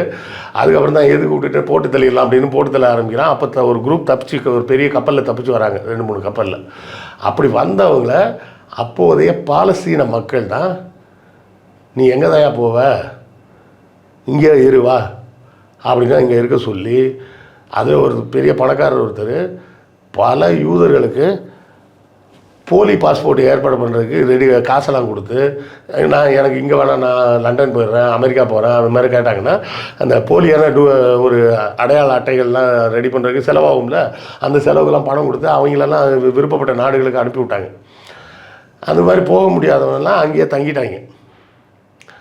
எதுவும் இடம் இல்லைன்னு நடுத்தரில் நிற்கிறேன்னு சொல்கிறானேன்னு அவனை கொண்டாந்து சரி கொஞ்ச நாளைக்கு இங்கே இரு பார்த்துக்கலான்னு சொல்லி இங்கே இருக்க சொன்னாங்க. உலக யுத்தம் முடிஞ்சு எல்லா நாடுகளையும் இப்போ சுதந்திரம் கொடுக்கும்போது பிரிட்டிஷ் என்ன பண்ணுறான், பிரிட்டிஷ்குள்ளே அதுக்குள்ளே இவனுக்கு அந்த நிலம் வாங்குறதுக்குன்னு ஒரு காசு வச்சுருந்தாங்கல்ல, அந்த காசை வச்சு லாபி பண்ணி பிரிட்டிஷ் பார்லிமெண்ட்டில் ஆளுங்களை பிடிச்சிட்டாங்க. நீங்கள் எங்களுக்காக பேசுங்க அப்படின்னு காசை கொடுத்து பேச வச்சு டக்குன்னு பாலஸ்தீன் வந்து மொத்தமான பாலஸ்தீன் கிடையாது, இது வந்து இஸ்ரேலு, மிச்சம் வந்து பாலஸ்தீன்னு 2ஆக பிரித்து விட்டாங்க. அப்படி தான் இஸ்ரேல்னு ஒரு நாடே உருவாக்கப்பட்டுச்சு. அதுக்கு முன்னாடி அங்கே இஸ்ரேல் யூதர்கள் யாருமே கிடையாது. இதில் வந்து இந்த காலிஃபாக்கள் காலத்தில் பார்த்திங்கன்னா உமர்னு ஒரு காலிஃபா ஒருத்தர் வருவார். அவர் 2வது இல்லை 3வது காலிஃபான்னு நினைக்கிறேன், ரஷுதீன் கலிஃபேட்டில் உள்ளவர். அவர் வந்து முகமது நபியோட மகளை திருமணம் பண்ணவர். அவர் காலத்தில் தான் வந்து என்ன பண்ணுறாங்க, இஸ்தான்புல்லை பிடிக்கிறாங்க. இஸ்தான்புல்னு இப்போ இருக்குல்ல, அது வந்து பழைய பேர் வந்து கான்ஸ்டாண்டினோப்பிள்னு பேர். அந்த கான்ஸ்டாண்டினோப்பிள் நகரத்தை பிடிக்கிறாங்க. பிடிச்சிட்டு ஜெருசலேமையும் பிடிக்கிறாரு. ஜெருசலேமை பிடிச்ச உடனே அங்கே இருக்கிற பாதிரியார் வந்து சரண்டர் ஆகிறார். சரண்டர் ஆனவுடனே கூப்பிட்டு வந்துடுறாங்க. வந்தவுடனே அந்த பாதிரியார் என்ன சொல்கிறாரு, நம்ம மத நல்லிணக்கத்தை கொண்டாடும் விதமாக வாங்க, எங்கள் சர்ச்சில் நான் இந்த சைடில் ப்ரேயர் பண்ணுறேன், நீங்கள் அந்த சைடில் நமாஸ் பண்ணுங்க அப்படின்ட்டு. அப்போ இந்த காலிஃபா என்ன சொல்கிறாரு, வேணாங்க, நான் அப்படி இங்கே உங்கள் கூட பண்ணணும்னு வச்சுங்க, பிற்காலத்தில் வரக்கூடிய எங்கள் தோழர்கள் எங்கள் உமர் தொழுகை நடத்திய இடம், இந்த இடத்த இடிச்சுட்டு மசூதி கட்டணும்னு கேட்டாலும் கேட்பாங்க, அது தேவையில்லாத பிரச்சனையை உருவாக்கும். அதனால என்ன பண்ணுவோம், அந்த பக்கத்தில் இன்னொரு பாறை இருக்குது, அது எம்டியாக தான் இருக்குது, அந்த இடத்துல வாங்க, நீங்களும் ப்ரேயர் பண்ணுங்கள், நானும் தொழுகை நடத்துகிறேன் அப்படின்றார். அப்படி அவர் உமர் தொழுகை நடத்திய இடம் தான் இன்றைக்கி அந்த ஜெருசலேம் நகரில் இருக்கக்கூடிய அந்த அல் அக்ஸா மசூதின்னு சொல்கிறாங்கல்ல, அந்த மசூதி அந்த இடத்துல கட்டப்பட்ட மசூதி. அப்போ ஜெருசலேமில் பார்த்தா 3 ஐட்டம் இருக்குது, ஒரு பெரிய தேவாலயம், ஒரு மசூதி, ஒரு ஒத்த செவுரு. அப்போ தான் உமர் வந்து கேட்குறாரு, இந்த யூதர்களோட கோயில் எங்கே பாருங்க, அதெல்லாம் நாங்கள் அப்பயே இஷ்டோங்க அப்படின்றாங்க இந்த பாதிரியார் குரூப்பு. இடிச்சிட்டிங்களா, அதை பாருங்களா, அது ஒத்த செவுரு தான் இருக்கா, சரி யூதர்கள் எங்கன்னு, அவங்களெல்லாம் எப்போ துரத்திட்டோமே அப்படின்ட்டாங்க. அட பாருங்களா, ஜெருசலேம் நகரத்தில் யூதர்கள் இல்லையா, சேமியா பாயசத்தில் சேமியா இல்லையா அப்படின்னு கேட்குற மாதிரிலாம் இருக்குது. ஜெருசலேம்னாலே யூதர்கள் தான். அப்போ யூதர்கள் இல்லாமல் இருந்தால் எப்படியா சரியாக வரும் அப்படின்னு சொல்லி தேடி பிடிச்சி ஒரு 80 யூத குடும்பங்களை கொண்டு வந்து அவர் குடி வைக்கிறார். ஆனால் அவங்க ரொம்ப நாள் அங்கே குடியிருக்கலாம், அவங்களும் போயிட்டாங்க, அதுக்கப்புறம் எங்கேயோ போயிட்டாங்க, பல நாடுகளுக்கு குடிபெயர்ந்து போயிட்டாங்க. அப்போ இந்த 2ஆம் உலக யுத்த காலத்தில் ஹிட்லரின் கொடுமைக்கு பயந்து ஓடி வந்த யூதர்களுக்கு அடைக்கலமாக இடம் கொடுத்த இஸ்லாமியர்கள். பைபிள் கான்டெஸ்ட்டில் சொல்லும்போது அவர்கள் வெறும் பிலிஸ்டைன் தான், அவங்க வந்து முஸ்லீமும் கிடையாது, கிறிஸ்டினும் கிடையாது. இப்போ சொல்லும்போது அவங்க இஸ்லாமியர்கள். இவங்களாம் முதல்ல அடித்து விரட்டினது கிறிஸ்தவர்கள், மறுபடியும் உள்ளே சேர்க்கணும்னு சொன்னது இஸ்லாமியர்கள், மறுபடியும் இடம் கொடுத்தது இஸ்லாமியர்கள். அப்புறம் இவர் போய் கிறிஸ்தவர்கள் கூட பிரிட்டன் ப்ரொடெஸ்டன்ஸ் கூட சேர்ந்துக்கிட்டு ஒரு டீலை போட்டு இதை பாலஸ்தீனை 2ஆக பிரி அப்படின்னு சொல்லி பாலஸ்தீன் ஒரு நாட்டை உருவாக்குறாங்க. அங்கே இருக்கிற மக்களுக்கு பாலஸ்தீனர்கள்னு பேர். அப்போ பாலஸ்தீன் ஒரு நாடாக அது இல்லை. அப்போ அதை வந்து ஏன்னா இந்தியான்னு ஒரு நாடு கிடையாது இல்லை, அது பிரிட்டிஷ் ராஜ்யம் தானே இருந்தது. அப்போ அது மாதிரி இதை வந்து பாலஸ்தீன் உருவாக்கும் போதே அதுலேருந்து ஒரு பாதியை பிரித்து இஸ்ரேல்னு கொடுத்துட்டாங்க. அவன் என்ன பண்ணான், அதுக்கப்புறம் மிச்சம் மீதி எதெல்லாம் பாலஸ்தீனமாக இருந்ததோ அந்த இடத்த பூரா அமெரிக்காக்காரன்ற டையப்பை போட்டு எல்லாத்தையும் இவன் ஆக்கிரமிச்சிட்டான். அங்கே இருந்த பாலஸ்தீன மக்கள் எல்லாம் துரத்தி விட்டு இப்போதைக்கு பாலஸ்தீன மக்கள் இந்த காசா பகுதியிலும் வெஸ்ட் பேங்க்னு சொல்லக்கூடிய அந்த பகுதி, இந்த 2 இடத்துல மட்டும்தான் இருக்கிறாங்க. வேறு எங்கேயுமே பாலஸ்தீனர்கள் இல்லைன்ற அளவுக்கு மொத்த பாலஸ்தீனத்தையும் சாப்பிட்டுட்டு நாங்கள் ஐயோ பாவம் ஈரான் எங்களை கொண்டாலும் கொண்டுடுன்னு எங்களுக்கு பயமாக இருக்குது அப்படின்னு கதை விட்டுக்கிட்டு இன்றைக்கும் இந்த வேலையை செஞ்சிட்ருக்கிறாங்க.